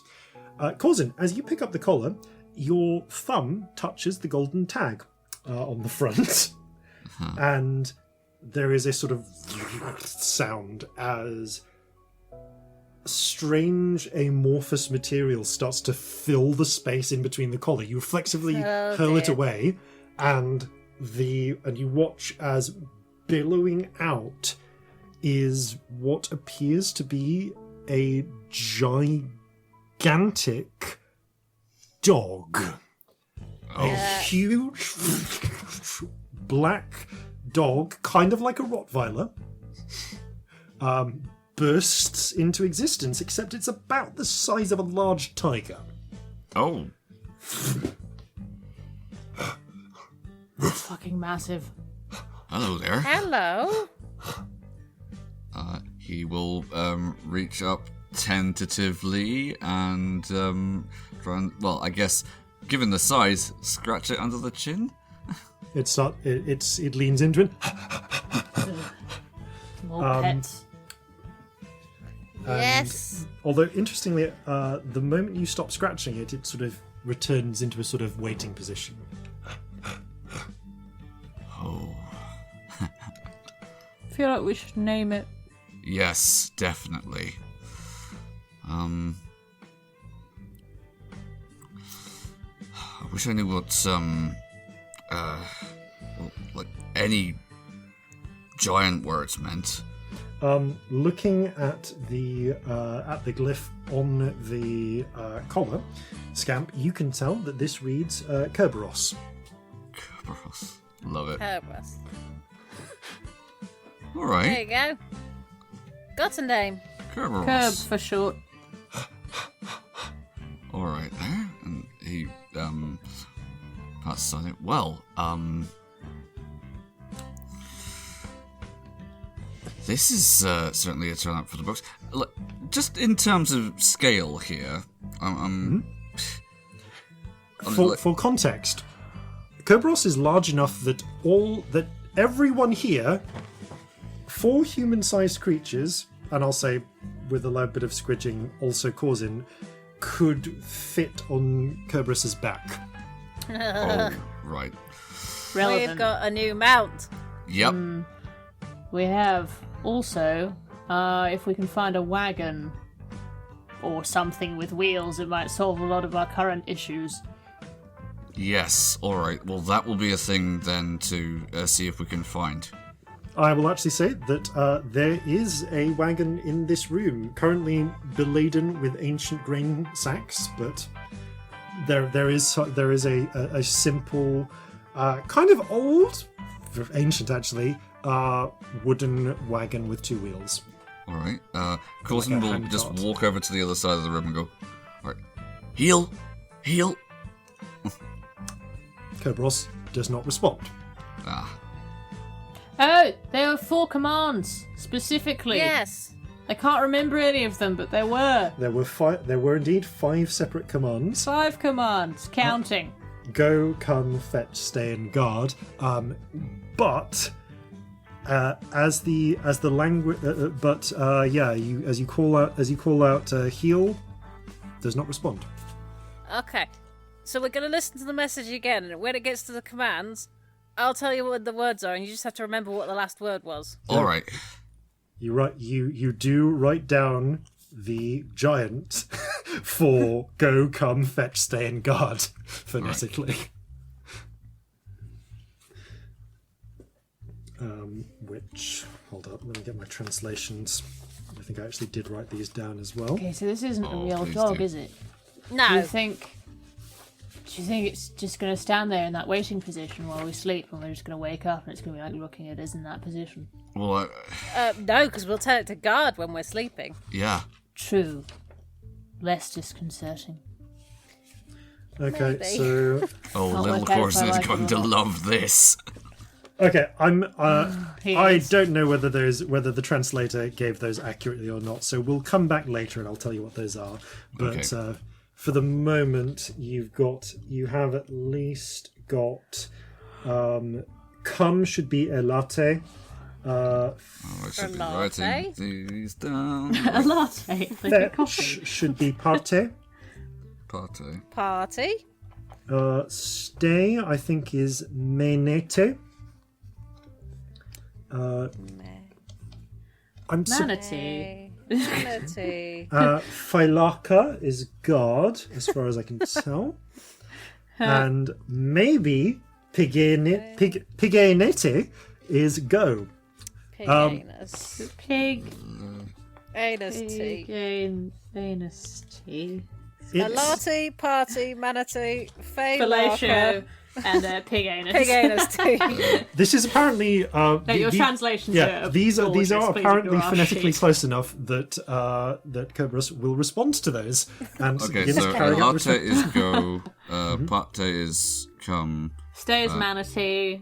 sorry, elate is come. Sorry, I actually do these in a weird order. So piganete is go, as far as I can tell. Pig anus tea. Yep. What's party then? Elate is come. No, party. Parte is fetch. Fetch. Fetch. Then it's menete for stay. Manatee. And Philaka for guard. And and I'm going to be blunt. Listeners who let's be very blunt here. Listeners who speak the language I'm brutally ripping off in a terrible way. We're so sorry. I'm so sorry. No. We're more sorry than Jason because we've just gone through 4 actual words in an actual language and be like, pig anus, party, manatee, like absolute cunts. So I'm so sorry if this is your actual language that we just full on took a piss on. Apologies. Okay, So- go, come, fetch, say, God. Right. I think I've got you all do. of this. You make your way back in to the main chamber, taking these objects, followed by a giant dog who is just, if you tell them to follow, we'll follow you. Otherwise, we'll just stay happily wherever you tell them to. Oh. Pigate. And gesture. They race ahead of you, bounding to the point you indicated before stopping. You are reasonably sure that with a degree of careful intention, you might be able to just essentially ride atop Kerberos and continually guide them forward in such a way that they will just serve as a mount. I am definitely going to try this. So, for all the people who wanted me to put in a riding dog for Corzin. Oh, yeah. Yes. It's enormous as well. It is huge. It's big. Yeah, so Kerberos has a number of commands. Kerberos, for the purposes of combat, Kerberos is a huge creature, has AC 12, 1 hit point, cannot fight, moves as per Phantasmal Steed. Right. I want to touch okay. it. Does it feel like a dog friend? Does feel like a dog, even down to the body warmth. Oh, that's... Put my face Doesn't on the shed- side of it. It's quite pleasantly furry. Doesn't shed, though. I am going to sleep on this dog. Yeah, me too. Possibly in the next 5 minutes. Yeah, I was going to say maybe very soon. Yeah, Alright, maybe like now. Anyway. Manette and I... Yeah, Yeah, till this day. they healed, stay put, and wait for your further commands. As you head back into the central chamber, into the... I guess this was, it's the portal chamber, there we go. You look up, and you can tell the names of the cities. So, this city is Fen. You can see that the city on the northern edge of the Skyclaw Range, where the tip of the mountains are, is Orinth. Oh, as in the hill. Right. The city at the centre of the two, like the point where the two mountain ranges meet, although it's actually on a mountain, is Kairos. Ah. The one halfway along the southern mountain range is Hebe, and the one that is on the island that isn't there anymore is Ithak.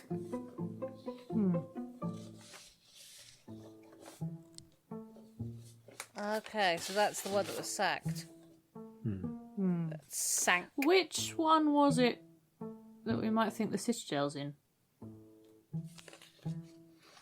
Based Definitely on the top of a position, mountain. Based on the position, And the sky Kairos clouds. matches up to the location of Hayuka Hasap at the mountain. So maybe in the slightly longer term we're headed to Kairos. Yeah. Would make sense. Right, I'm gonna just have a scan and check there's nothing else worth knowing in the walls. Yeah. Then I'll identify. There is actually also bracelet. something else happening because Odinone and Helvi have not joined you for most of your revelations. They have been in here looking at the bodies, and Odinone is knelt near a glaive, just looking in with some degree of shock and awe. What is it?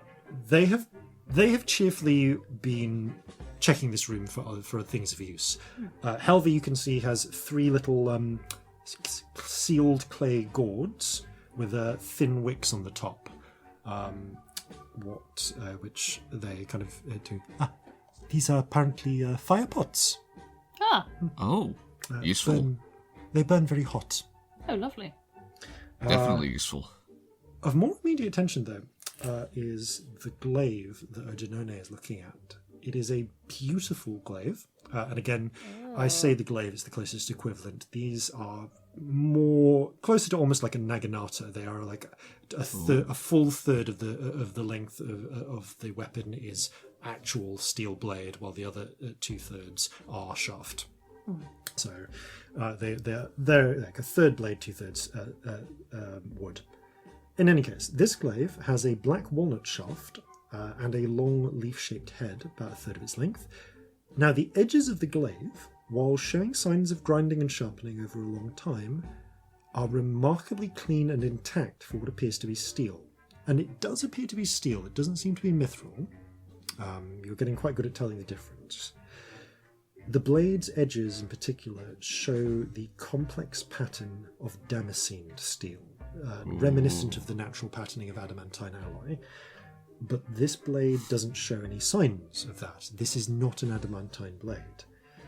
The flat of the blade is almost entirely black, but it's not the black of adamantine. You look and see that the blade has been heavily decorated on both sides with silver, and it has gone black from tarnishing over time. It probably time and careful polishings might reveal the fine details of what is on this, but what you can make out seems to depict a pair of giants and a number of smaller figures. You see, Odinone is swallowing a little, in somewhere between just shock and awe, staring down at it. What is it? This. He swallows a little bit. This is not an ordinary weapon. This enchanted? is... No. At least I have never heard of it being so. This is the... I have written the wrong name down. Make sure I get this right. Yes. This is Cinefotalone. Thinks for a moment. The sky glaive. Oh. This. It is from the. It last belonged to the to the Yorchi.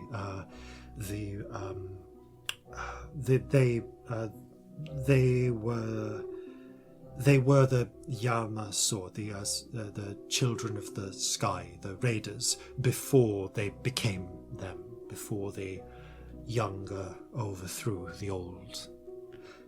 But it is a thing of awe, Chin. The stories say it was given to the Torshano, Chin, you would say the northern founders, before the Cloud Walkers left. What is it supposed to do? It is a weapon, but I understand where you are from. You are the queen of Syria wears a crown, yes? Mm-hmm. So it's like a ceremonial weapon. It's just as much as being a weapon, it's like a symbol of position, of office. Yes, it was passed along the Torshano until their nation broke and became ours, and the Yorchi and the Anwa and such, and it was passed between rulers. Was around 300 years ago. High Judge Totolatone of the Yorchi was slain in a battle. Her body was never recovered, and it was thought that wherever she was buried, this Sinifer Talone would be. And it's but just it was here.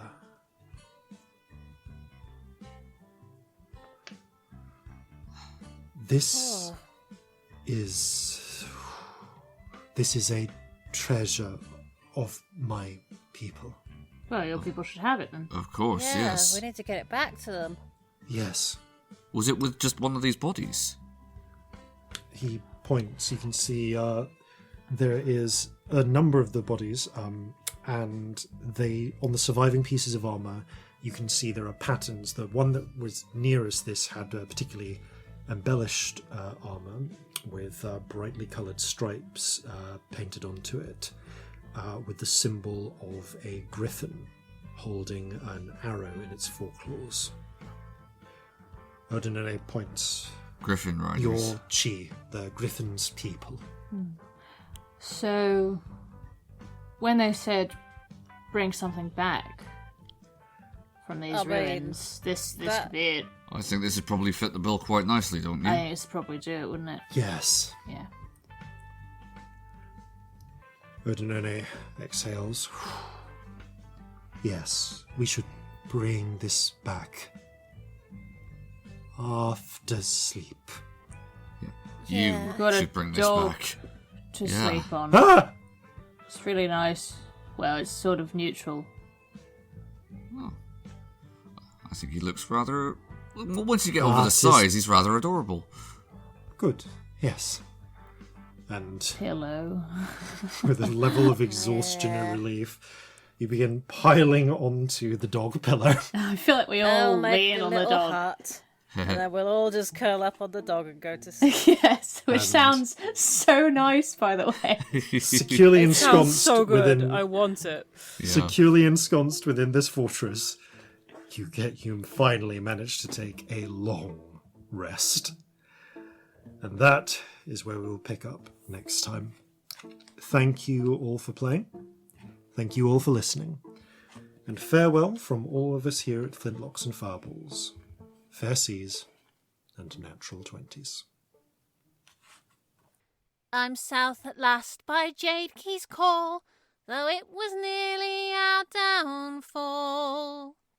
2 steps through space by portal's rift, a legacy of birthday's gift.